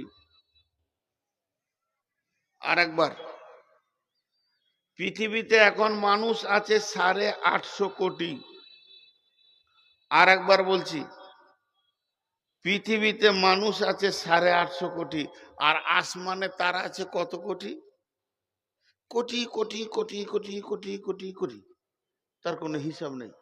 শুধু গ্যালাক্সির ভিতরে আছে 15 কোটি। আর পৃথিবীটা কত বড়? এই পৃথিবীর 13 লক্ষ পৃথিবী লাগবে তবে সূর্য হবে। আর একটা সূর্য কত বড়? ওই রকম 2 কোটি 5 কোটি সূর্য লাগবে তবে একটা তারা হবে, জুলজুল করছে। তারার ভিতরে আবার গ্রহ আছে, ব্ল্যাক হোল আছে, গহ্বর অন্ধকার। এগুলোর কথা বলতে গেলে অনেক টাইম লাগবে কোরআনের আয়াত দিয়ে। মানে একটা খাল আছে, এমনি গুলটি ফেললে 1 2 3, তার ওই যে ছেলেরা গুলি খেলে, এরকম একটা খাল আছে, ওই খালে 4000 গুলি ধরছে, বড় খাল। তা বলছে এমন খাল সৌরজগতে আছে যে ওই রকম তারা 200-400 কোটিকে খেলবে ও, লে মজা।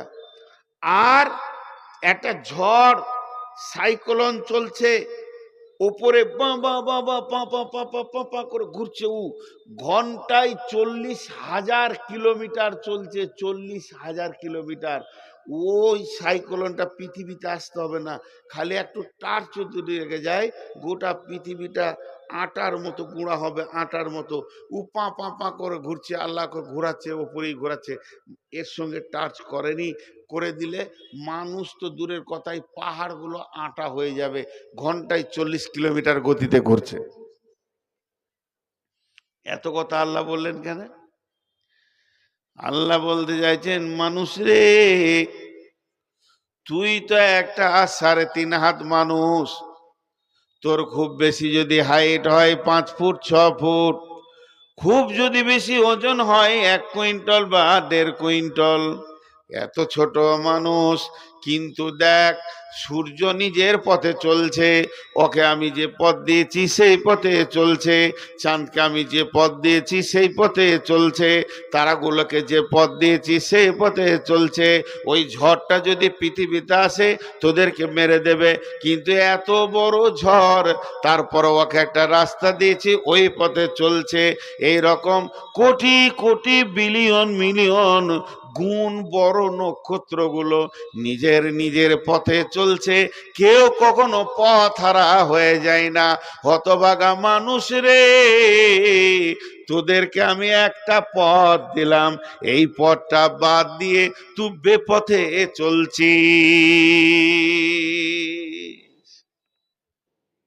এত বড় সূর্য,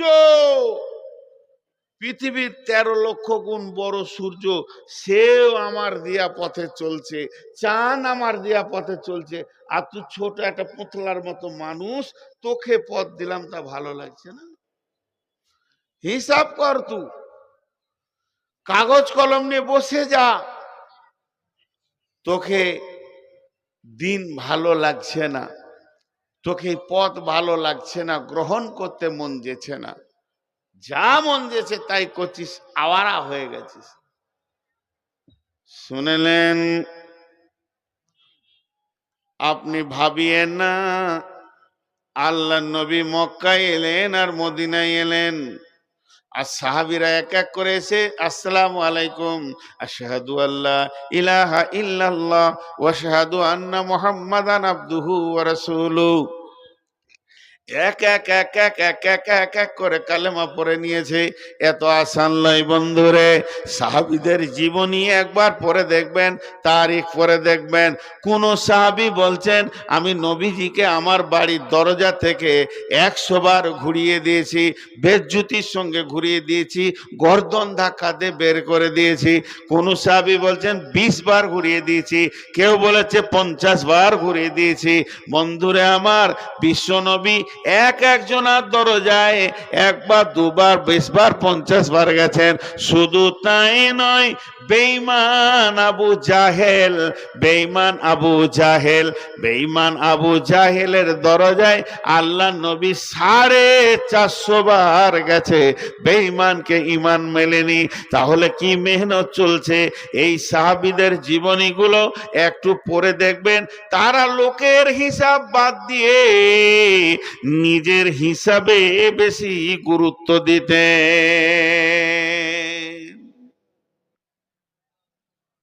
অনেক সাহাবীর জীবনী আছে, হ্যাঁ, ওটা আমি খেয়াল করছি। অনেক সাহাবীর জীবনী আছে, ধ্যান দেন আমার দিকে।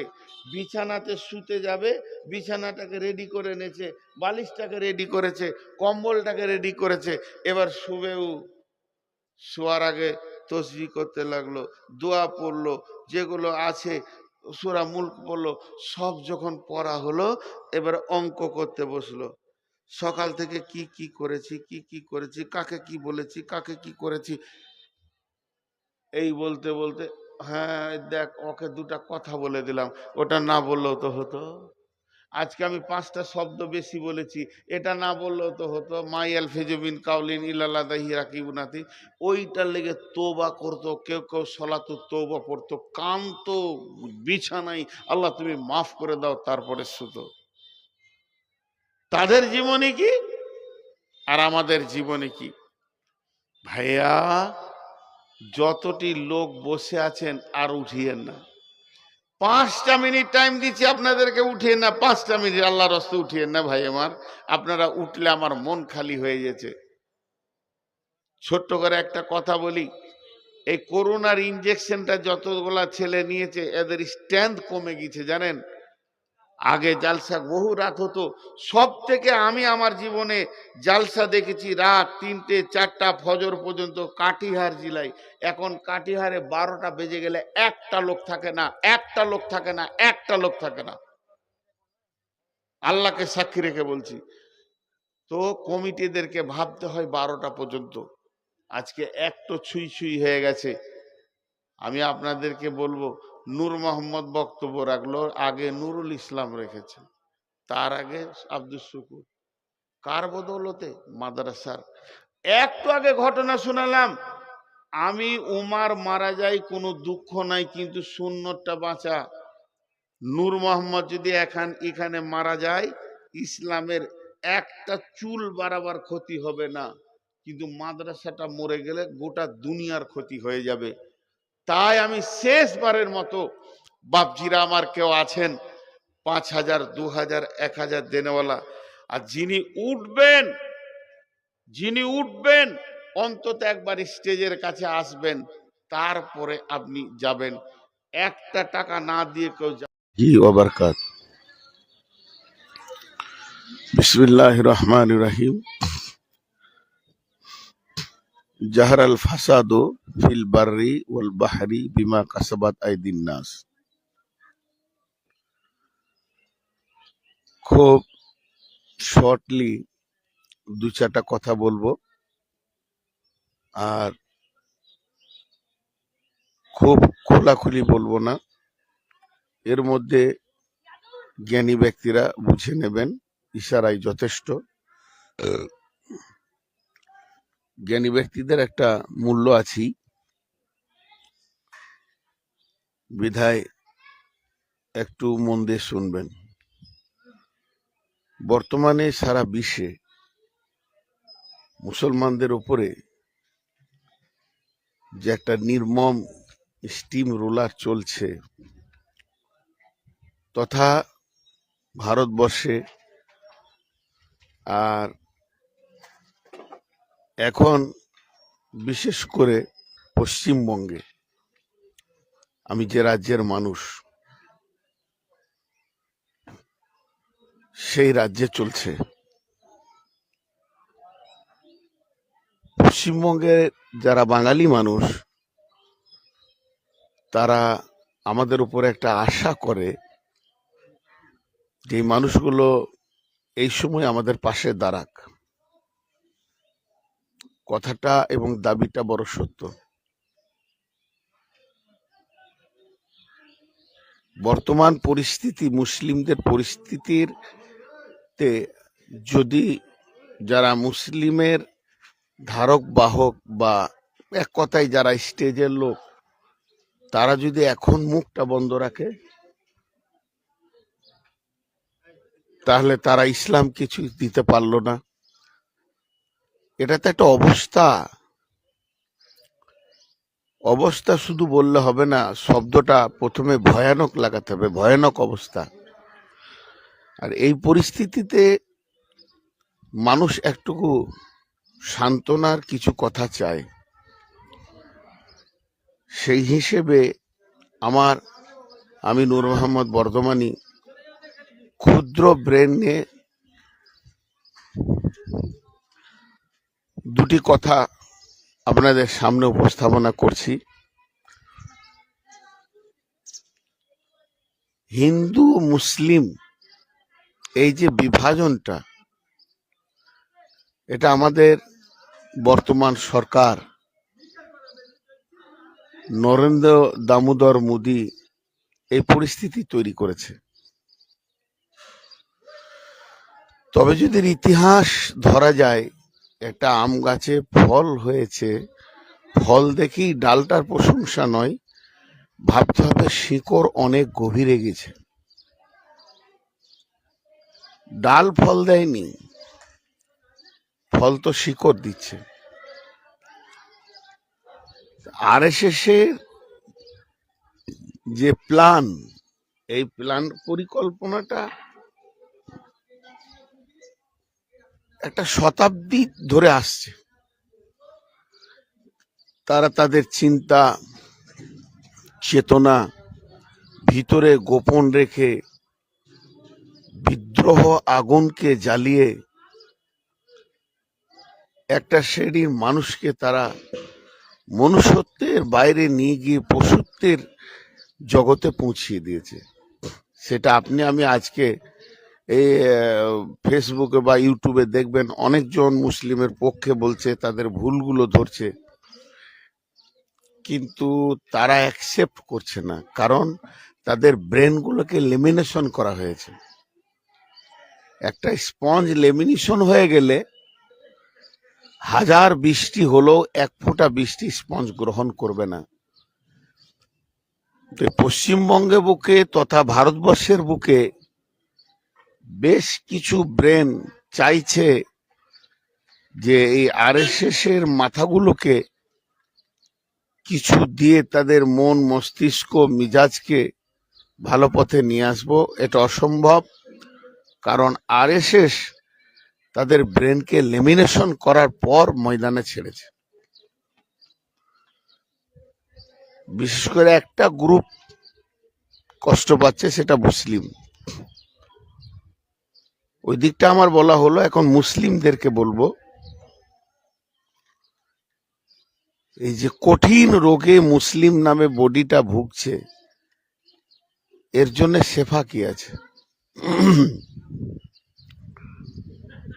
এখন সমাধানের রাস্তার অনেক অনেক অনেক প্রয়োজন। সমস্যা তো বুঝে এসেছে, এসআইআর হলো, এসআইআর পরে এনআরসি হবে। আপনি যতই প্রুফ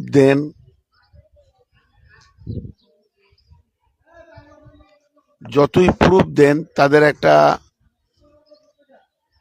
100 বছরের কল্পিত রাস্তা তারা গ্রহণ করে ফেলেছে। বিএলআর যেগুলোকে দেখছেন, তারা মিডিল নয়, তারা একটা দিককে গ্রহণ করে ফেলেছে কেউ কেউ। আর যারা এখনো নিউট্রাল আছে, তারা কেউ কেউ রিজাইন দিচ্ছে, পদত্যাগ করছে। তো এই কল্পনা, তাদের দীর্ঘ কল্পনাটাকে আপনি 1 বছরের ব্রেন দিয়ে উচ্ছেদ করতে পারবেন না। একটা গাছ ছোট থাকলে উবরিয়ে দেওয়া যায়, বড় হলে তাকে উবরানো সম্ভব হয়। এখন এই মুহূর্তে শেফা কি, রাস্তা কি, কোন রাস্তায় গেলে গ্রহণ করব? সেটা একটা রাস্তা আছে, যা আল্লাহ তাবারাক ওয়া তাআলা সূরা নূরের মধ্যে 55 নম্বর আয়াতে বলছেন, ওয়াদাল্লাহুল্লাযীনা আমানু মিনকুম ওয়া আমিলুস সালিহাতি লা ইস্তাখলিফান্নাহুম ফিল আরদি কামাস্তাখলাফাল্লাযীনা মিন ক্বাবলিকুম।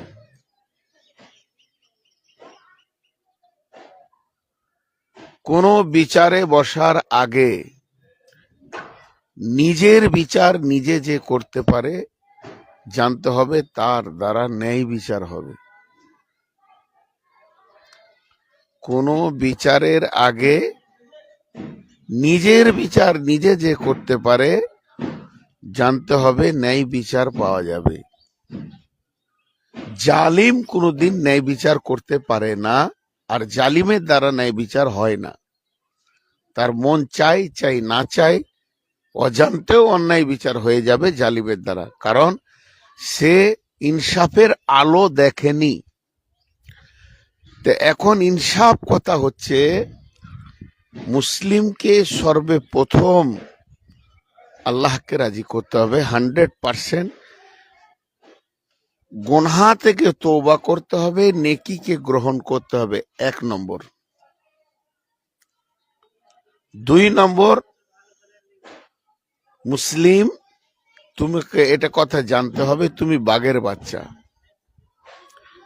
বাঘের বাচ্চা মানে এই নয় যে কাউকে ধরে খাও। আমি যেটা বলতে চাইছি, তোমার ইতিহাস হচ্ছে তোমার বাবা শিকার ধরে খেয়েছে, তোমার দাদু শিকার ধরে খেয়েছে, তার বাপ শিকার ধরে খেয়েছে, তুমি জন্ম নিয়েছো বাঘের গ্রুপে, তোমাকেও তেরে ধরে শিকার খেতে হবে। অর্থাৎ ইসলামের ইতিহাস, ইসলামের হিস্টোরিকে খুব ভালো করে আপনি স্টাডি করেন, একবারে আদম থেকে নিয়ে যারা ইসলামকে গ্রহণ করেছে, ইসলামের ওপরে আছে, তাদের ইতিহাসগুলো একবার যদি খেয়াল করেন, তা এই মোদির আচরণ, RSS এর আচরণ, বিজেপির আচরণ আপনাকে নতুন মনে হবে না, মনে হবে এটা অনেক পুরাতন জিনিস। কারণ সব জামানাই মুসলিম ইসলাম অনুসারীরা মানে জুলুমের ওপরে কাটিয়েছে।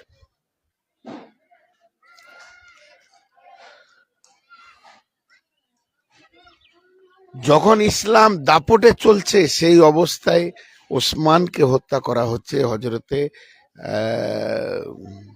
উমার ফারুককে হত্যা করা হচ্ছে। কি বলছেন বলেন এবার? আমার ক্ষুদ্র ব্রেনে যদি ভুল হয়ে থাকে, আপনি আমার শিক্ষক, শিক্ষকের জায়গাটা গ্রহণ করেন। বিশ্বজোড়া পাঠশালা আমার সবার আমি ছাত্র। রাসূলুল্লাহ সাল্লাল্লাহু আলাইহি ওয়াসাল্লাম যখন স্বয়ং বেঁচে ছিলেন, 10 থেকে 12,000 শহীদকে দাফন করেছেন। পৃথিবীর ট্যালেন্টেড ব্রেনটা যখন ছিল, পৃথিবীর সেরা আদর্শবান মানুষটা যখন ছিল, শ্রেষ্ঠ আইডিয়াল, তখন 12,000 শহীদকে নিজের হাতে দাফন করছেন।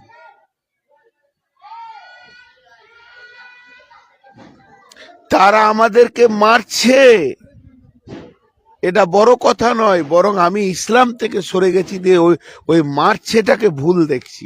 সাহাবা রাদিয়াল্লাহু তাআলা আনহু মৃত্যুকে গ্রহণ করেছেন, আমরা মৃত্যুকে ভয় করেছি। বিশ্বনবী বলছেন, আমার উম্মত যখন অহান রোগে ভুগবে, তখন যেন কিয়ামত কাছিয়ে গেছে। রাসূলুল্লাহ সাল্লাল্লাহু আলাইহি ওয়াসাল্লামকে সাহাবীরা বললেন, মা অহান ইয়া রাসূলুল্লাহ, মা অহান। অহান কাকে বলে? আল্লাহ রসুল বললেন, হুব্বুদ দুনিয়া কারাহিয়াতিল মত। যখন দুনিয়াকে জড়িয়ে ধরবে আর মতকে ভয় করবে, ঘৃণা করবে, মতে যেতে চাইবে না। আমার বিল্ডিং হয়ে গেছে, আমার মার্কেট হয়ে গেছে, আমার ব্যবসা হয়ে গেছে, আমার সাজানো গোছানো বিল্ডিং, আমি এগুলো কি করে ছেড়ে যাব? এখন আমার অর্থ বেশি, বন্ধু বান্ধব বেশি, আমার গাড়ি বেশি, আমাকে লোক শেয়ার বলছে। এই রোগে যখন পড়ে যাবে হুব্বুদ দুনিয়া। আর সাহাবা রাদিয়াল্লাহু মাজমাইনদের চরিত্র ছিল যে হুব্বুল আখিরা কারাহিয়াতি দুনিয়া, হুব্বুল মত কারাহিয়াতি দুনিয়া। তারা দুনিয়াকে ঘৃণা করেছে, মতকে স্বাগতম জানিয়েছে, এই জন্য তাকে বিশ্ব ভয় করেছে। আজকে ভারতবর্ষে আমরা কম বেশি 47 থেকে 52 কোটি মুসলিম আছে।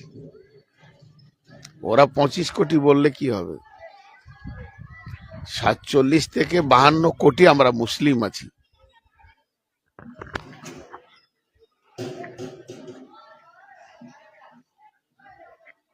এই 52 কোটি মুসলিমের ভিতরে আমি একটা ওয়ানলি খুঁজে পাচ্ছি না যার মধ্যে ইসলাম আছে, ইভেন আমিও। ভারতবর্ষকে পরিবর্তন করার জন্যে 47 কেন 100 কোটি মুসলিমে হবে না, একটা উমার দরকার, একটা উমার। বিধায় আমি আর লম্বা করছি না, সমস্ত পশ্চিমবঙ্গের মুসলমানদেরকে আমি 2-3টে কথা বলছি।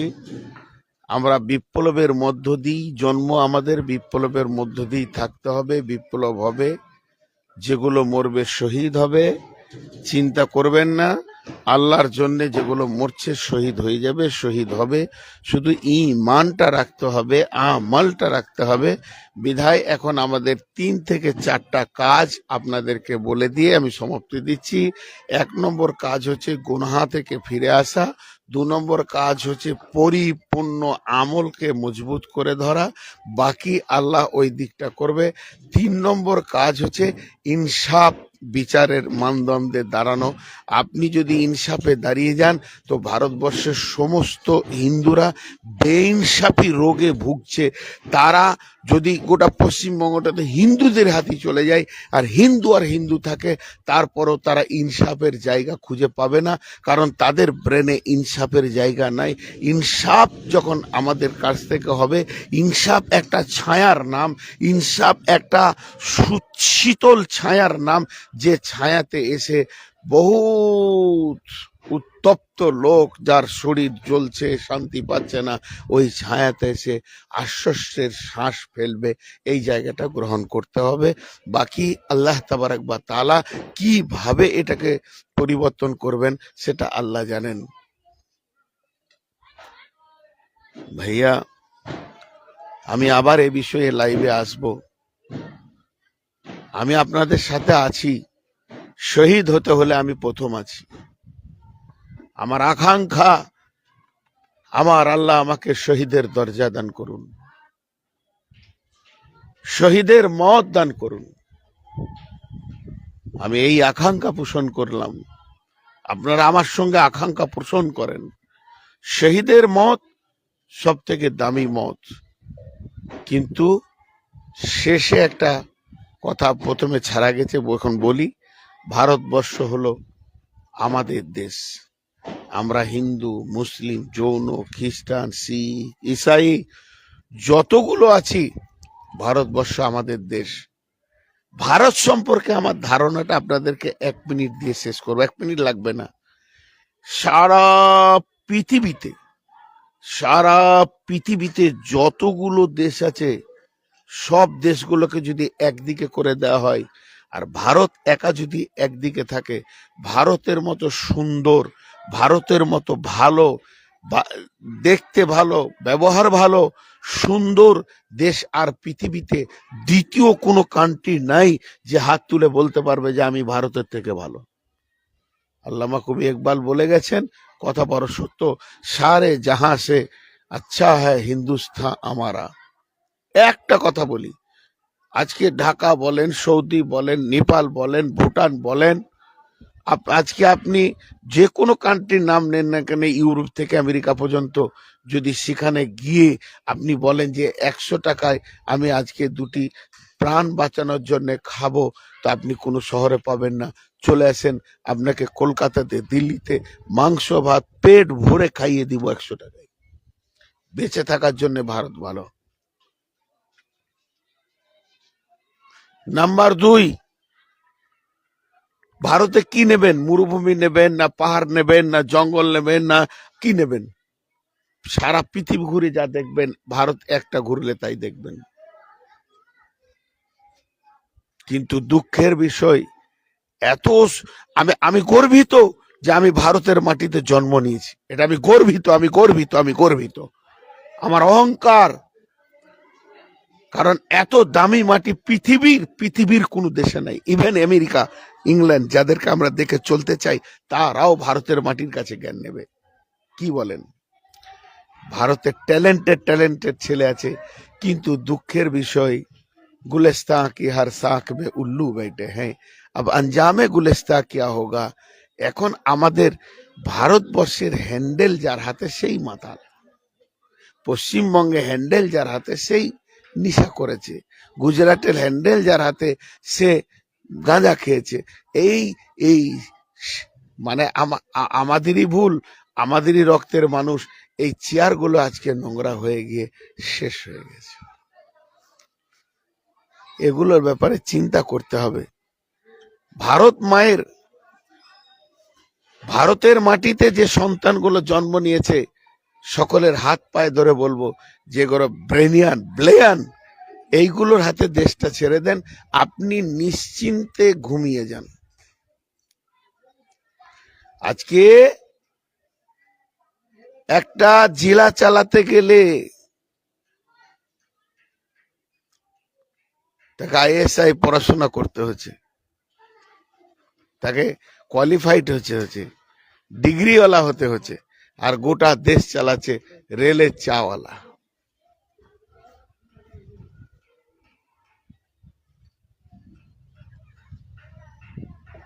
এটা কত আফসোস।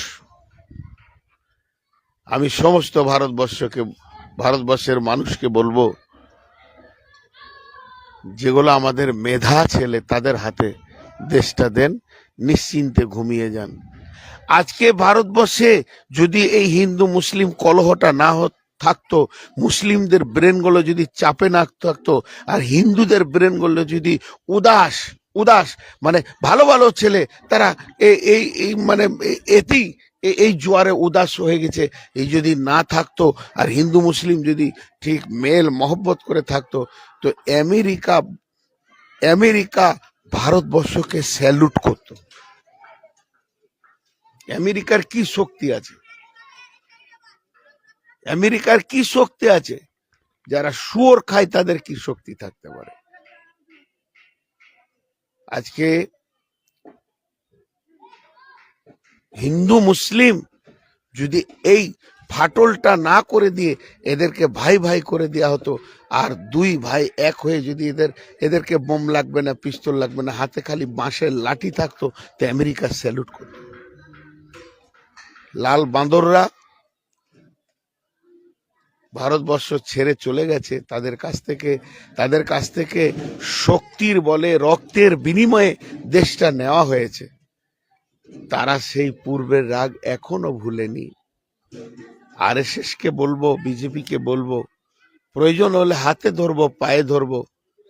ওই RSS এখনো সেই ইংল্যান্ডে আমেরিকার বুক থেকে বসে প্ল্যান করছে ভারতকে শান্তিতে থাকতে দিব না। তাদের প্ল্যানে আপনারা পা ফাঁসায়েন না। RSS এর যুবকদেরকে বলবো, তাদের প্ল্যানে আপনারা পা ফাঁসায়েন না। হিন্দুদের প্রতি আমার ধারণা খারাপ নাই, আমি অনেক ইতিহাস জানি আর অনেক ইতিহাস দেখেছি। আমরা স্কুলে পড়েছি, আমি হিন্দু স্কুল, আমার গ্রামে আমার আব্বা ভর্তি করে নাই, হিন্দু গ্রামে করেছিল। টিচারদের ব্যবহার দেখেছি, আমরা একসঙ্গে মানুষ হয়েছি, একই জায়গায় ফুটবল খেলেছি। আমি বাংলাদেশে প্রোগ্রামে গিয়েছি, সেখানে জিজ্ঞেস করছে ভারতে হিন্দুরা কেমন? আমাদের ভাই ঝগড়া হচ্ছে। বলো, আরে বাবা, একটা ঘরে যদি 25টা হাঁড়িকে রাখতে হয়, তো শব্দকে বন্ধ করতে পারে সাউন্ড? হাঁড়িতে হাঁড়ি টোকাই যাবে। আমরা একই ফিল্ডে খেলা করি, আবার ঝগড়া করি, আবার একই সঙ্গে বন্ধুত্ব করি। তোমার এখানে বুঝার কি আছে? এই জিনিসটা যদি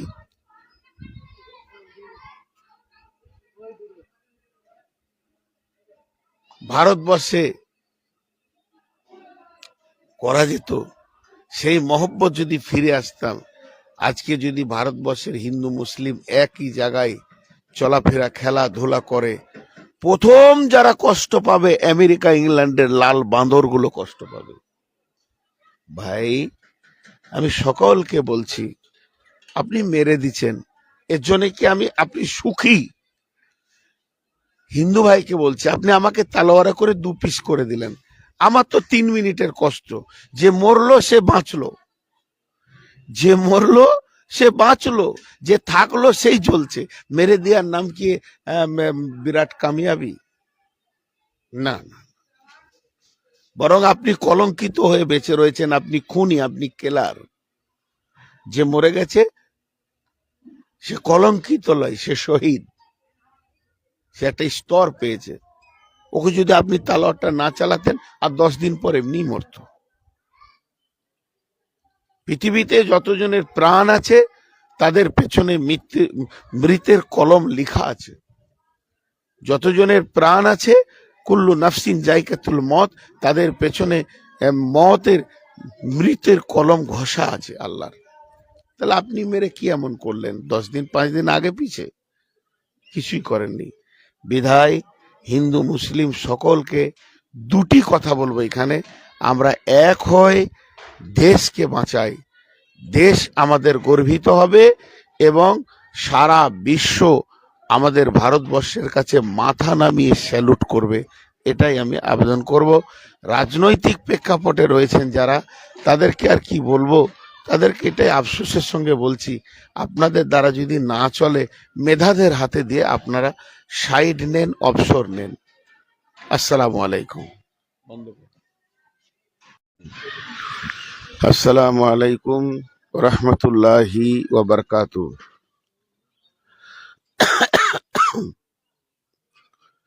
আউযু বিল্লাহি মিনাশ শাইতানির রাজিম। বিসমিল্লাহির রহমানির রহিম। তালাবুল ইলমি ফরিজাতুন আলা কুল্লি মুসলিমিন।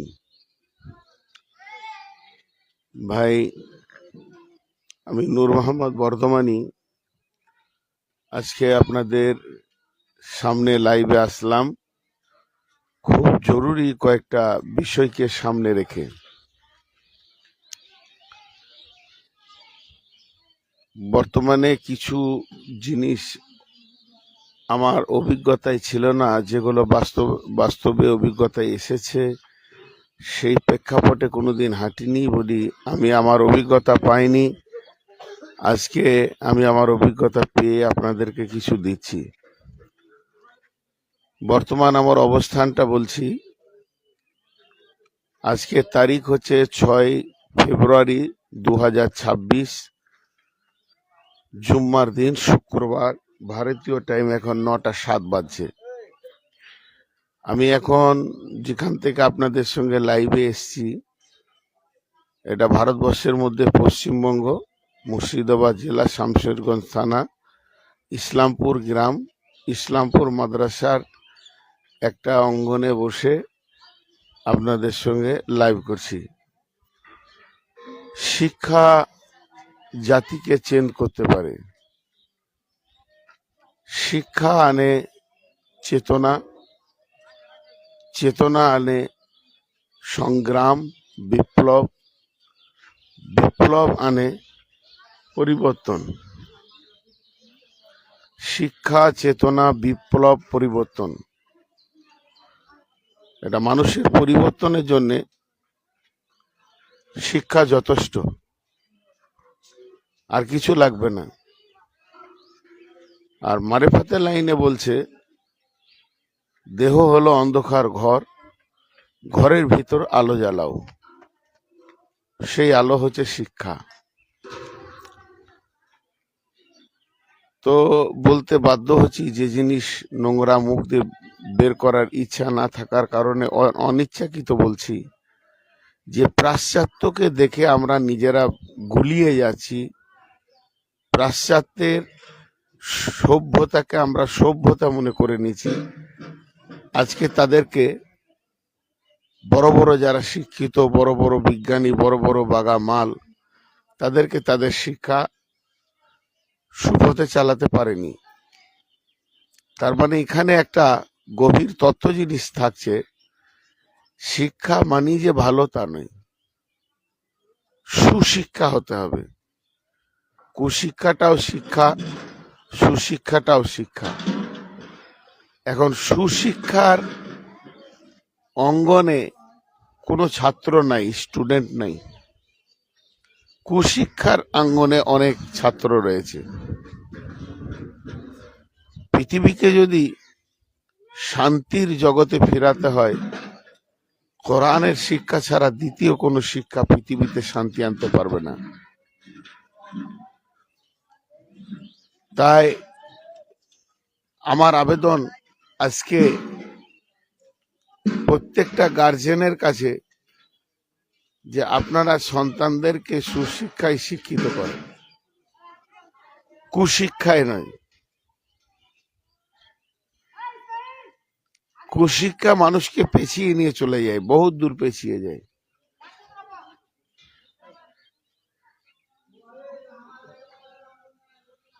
সুশিক্ষা মানুষকে চেতনা আনে, বিধায় কুশিক্ষা থেকে মানুষকে বাঁচান। যেটা বলতে চাইছি সেটা হচ্ছে, দীর্ঘদিন মাদ্রাসায় পড়েছি, কতটা ইলম হাসিল করতে পেরেছি এটা আমি জানি না, হয়তোবা আমার গাফলতির কারণে ইলম আমি হাসিল করতে পারিনি, তবে আপনাদের দুয়ার বরকতে সামান্য কিঞ্চিত ইলম পেয়েছি। তো মাদ্রাসা বা পড়াশোনা, আরবি পড়াশোনা, দ্বীনি শিক্ষা, এটা একটা যে পৃথিবীর বুকে চলছে, চলে আসছে, মসজিদে নববী থেকে শুরু হয়েছে, নবী মুহাম্মদ সাল্লাল্লাহু আলাইহি সাল্লাম শুরু করেছেন, এটা আমার জানা ছিল। কিন্তু এর ভিতরেও যে গাফলতি হয় এটা আমার ভাবার বাইরে ছিল। আমি সরাসরি কথা বলছি, আমার গ্রাম, আমার ঠিকানাটা আপনাদেরকে পূর্ণটা বলে দিচ্ছি। আমি ভারতবর্ষের মানুষ। ভারতবর্ষে একটা রাজ্য আছে WB, ওয়েস্ট বেঙ্গল, তারই একটা জেলা আছে বর্ধমান। বর্ধমানে একটা থানা আছে, তার নাম হলো PS পুলিশ স্টেশন, আউসগ্রাম। তার অধীনস্থ একটা গ্রাম আছে পুবার, পুবারের দক্ষিণ পাড়ায় আমার বাড়ি। সেখানে একটা ইসলামিয়া নিজামিয়া মাদ্রাসা আছে। অনেকের একটা ধারণা একটা বক্তা মানে একটা মাদ্রাসা করছে, অনেকে মাদ্রাসা করছে দেখছি, কিন্তু আমার সেটা প্রয়োজন করেনি। কারণ আমার মুরব্বীরা আমার জন্মের আগে আমার গ্রামে মাদ্রাসা খুলেছে, চলছে মাদ্রাসা। মাশাআল্লাহ, আমার মাদ্রাসা থেকে এমনও ছেলে পড়াশোনা করেছে, আমাদের সিনিয়র, তারা ওখানে পড়ার মানদণ্ড এমন ছিল, ওখান থেকে ছেলে পড়াশোনা করে ইউপিতে চান্স পেয়েছে, ভালো ভালো মাদ্রাসায় চান্স পেয়েছে। আবার তারা রসুলের দেশ মদিনায় দ্বীনি শিক্ষা, মদিনার শিক্ষা আনতে গেছেন, এমন আছে। বংশ পরম্পরায় চলে গেলে যেমন বাপের ওয়ারিস ছেলে, ছেলের ওয়ারিস তার ছেলে, ঠিক এখন ওই মাদ্রাসাটা গ্রামবাসী এই অধম গুনাহগারকে দিয়েছে, যাকে আপনারা খুব ভালোবাসেন, যারা যে আপনাদের প্রিয়জন, এই প্রিয়জনকে দিয়েছে। তো আমি আপনাদের কাছে দুটি আবেদন রাখবো। যদি আমি কোনো ছেলেকে ডাকছি না যে বাবা আমার মাদ্রাসায় এসো, ওই মাদ্রাসা ছেড়ে এই মাদ্রাসায় এসো, না না না, এটা আমি ভুলবশত বলবো না। তুমি যেখানে পড়ছো পড়ো, আমি এটা বলবো তুমি পড়াশোনা ভালো করো, মেহনত বাড়াও। পৃথিবীর যত শিক্ষা তোমার পাশাপাশি চলছে, জ্ঞান, বিজ্ঞান, আর্টস, কমার্স, সায়েন্স যত চলছে, তুমি যে কোরআনের শিক্ষায় এসেছো, পৃথিবীর প্রথম নম্বর সারিতে তুমি আছো, তোমার ওপরে আর কেউ নাই। অতএব তুমি কোরআনকে বুঝো, কোরআনকে চিনো, কোরআনের কাছ থেকে সবকিছু নাও। যে মাদ্রাসায় আছো সেই মাদ্রাসাতেই ভালো করে পড়াশোনা করো, দেখো তোমাকে তোমার শিক্ষকরা তোমার ভবিষ্যৎ দেখাবে। কিন্তু আমি ডাকবো গার্জেনদেরকে, আপনি আপনার ছেলেটাকে একবার দেখবেন না যে আমার ছেলেটা কোন স্তরে দাঁড়িয়ে আছে? আমার আফসোস এটাই, আপনার ছেলেটা মাধ্যমিকে ফার্স্ট ডিভিশন পায়, এর জন্য আপনার মেহনতের কোথায় কমি রয়েছে? এইচএসে স্কলার হোক, এখানে আপনার মেহনতের কোথায় কমি রয়েছে খুঁজে পাচ্ছি না। আপনার ছেলে কিভাবে পড়াটা এগিয়ে যাবে এ ব্যাপারে আপনার মেহনতের কোথা কমি রয়েছে? আর্থিকভাবে মেহনত আছে, মানসিকভাবে মেহনত আছে, কিন্তু যতগুলো ছেলে মাদ্রাসায় পড়ছে তাদের গার্জেনরা কি অন্ধ? কি চোখ খুলবে না, তাকাবে না? এটা কি শিক্ষা নয় তাদের কাছে? দিয়েছেন কেন মাদ্রাসায়? আপনাদের ধারণা মাদ্রাসার নামে ফ্যাক্টরিতে ভরে দিলে ও যে ব্রেনই হোক না কেন, যখন বের হবে তখন সম্পূর্ণ রসুলের হাদিসকে লোড করে বের হবে। এটা ভুল ধারণা। মাদ্রাসায় 14 বছর পর কোরআন শরীফ রিডিং পড়তে পারে না, কোরআন শরীফ দেখে দেখে রিডিং পড়তে পারে না, এই ধারণাটা নেন। এটা আমারও ছিল না, আমি পেয়েছি তাই দিলাম। 7 জামাতের ছেলে, 4 জামাতের ছেলে, 6 জামাতের ছেলে, যারা কদিন পর আলেম হবে, সমাজকে কিছু দেবে, সেই ছেলেগুলো এক জামাতে পড়তে পারছে না। যারা আরবি বুঝবেন মিজানে গর্দন দিতে পারছে না, নহমির থেকে 2টো প্রশ্ন করলে উত্তর দিতে পারছে না।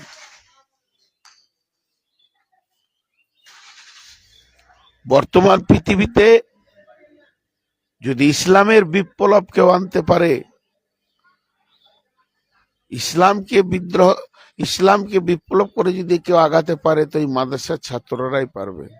তালেব ইলম, যারা ইলম তলব করে, ভাই, মা আমার, বোন আমার, আপনি কলিজার টুকরাটাকে মাদ্রাসায় দিয়েছেন, একবার চেক আপ করেন কোন আলেমকে দিয়ে, যে আমার সন্তান কোন জায়গায় দাঁড়িয়ে আছে।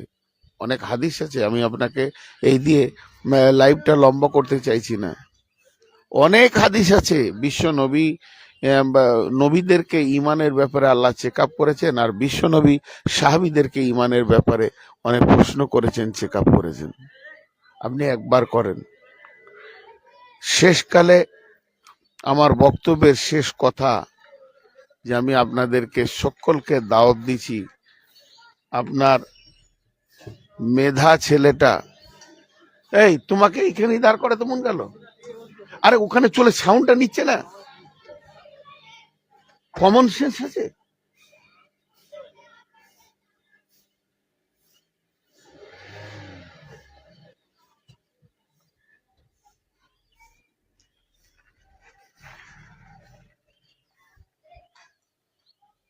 তো এই একটা অ্যাম্বুলেন্স, এই যে এগুলো মূর্খ আর কি। মূর্খ মানে এদেরকে সমাজে বাগাল, তার থেকে নিচে কিছু বলা যাবে। গাড়িটাকে নিয়ে এখানেই ঘোরাচ্ছে, অথচ গোটা ফিল্ড পড়ে আছে। শুধু অভাব শিক্ষা, শুধু অভাব শিক্ষা। ভাই, আমি আপনাদেরকে দাওয়াত দিচ্ছি, ঠিকানা আমি আগে বলে দিয়েছি, আপনারা লাইভ দেখবেন, ফোনের নাম্বার পেয়ে যাবেন। আমি আমার নাম্বার দিচ্ছি না, আমি ব্যস্ততম মানুষ, আমি হয়তো এখন সৌদি যেতে পারি বা আরো কোথাও যেতে পারি, আমাকে আমার নম্বরে খোঁজ করলে অসুবিধা হবে। আপনার সন্তানটাকে যদি সুশিক্ষায় শিক্ষিত করতে চান, তাহলে আল্লাহর ওয়াস্তে আপনি এই নাম্বারে যোগাযোগ করে আমার মাদ্রাসায় ছেলেটাকে দেওয়ার একটু চেষ্টা করেন। আমি চাইছি আপনাদের কাছে সুসন্তান, মেধা সন্তান দেন, যার ব্রেন ভালো, এবং বছরের শেষে আপনি সন্তানকে চেক আপ করে নেন। আমি সেরকম শিক্ষক রেখেছি, বা আমার কমিটি ওরকম শিক্ষক রেখেছে, আর ওই চিন্তা চেতনা নিয়ে আমার মাদ্রাসা চলছে। আমি আপনাদেরকে এই দাওয়াত দিয়ে সমাপনী দিচ্ছি। আল্লাহ তাবারাক ওয়া তাআলা তার নবীকে সর্বপ্রথম শিক্ষার উপরে দাওয়াত দিয়েছিলেন। তালাবুল ইলমি ফারিজাতুন আলা কুল্লি মুসলিমিন। আল্লাহ রসুল বলেছেন প্রত্যেকটা মুসলমানের উপরে শিক্ষা ফরজ। আর আল্লাহ তাবারাক ওয়া তাআলা বললেন, ইকরা বিসমি রাব্বিকাল্লাযী খালাক। নবী, তুমি পড়ো যে তোমাকে সৃষ্টি করেছে। শিক্ষার শুরু বা শেষ হলো স্রষ্টাকে চেনা। শিক্ষার শুরু বা শেষ হলো স্রষ্টাকে চেনা। বিধায় আপনারা আপনাদের মেধা ছাত্রগুলো আমাদেরকে দেন। তবে একটা কথা বলে দিচ্ছি, আমাদের বানাত বিভাগ নাই, আমরা বানাত বিভাগ রাখিনি, আমাদের বানাত বিভাগে কোনো শিক্ষার ব্যবস্থা নাই। আপনারা মানে বয়েজ, যেটা হচ্ছে বেটা ছেলে মাদ্রাসা আছে, ওই শিক্ষাটাই আপনার দেওয়ার জন্য আমরা মাদ্রাসা করেছি। আপনারা আপনাদের ছেলে সন্তানদেরকে পাঠান। আসসালামু আলাইকুম ওয়া রাহমাতুল্লাহি ওয়া বারাকাতুহু। বন্ধ করো।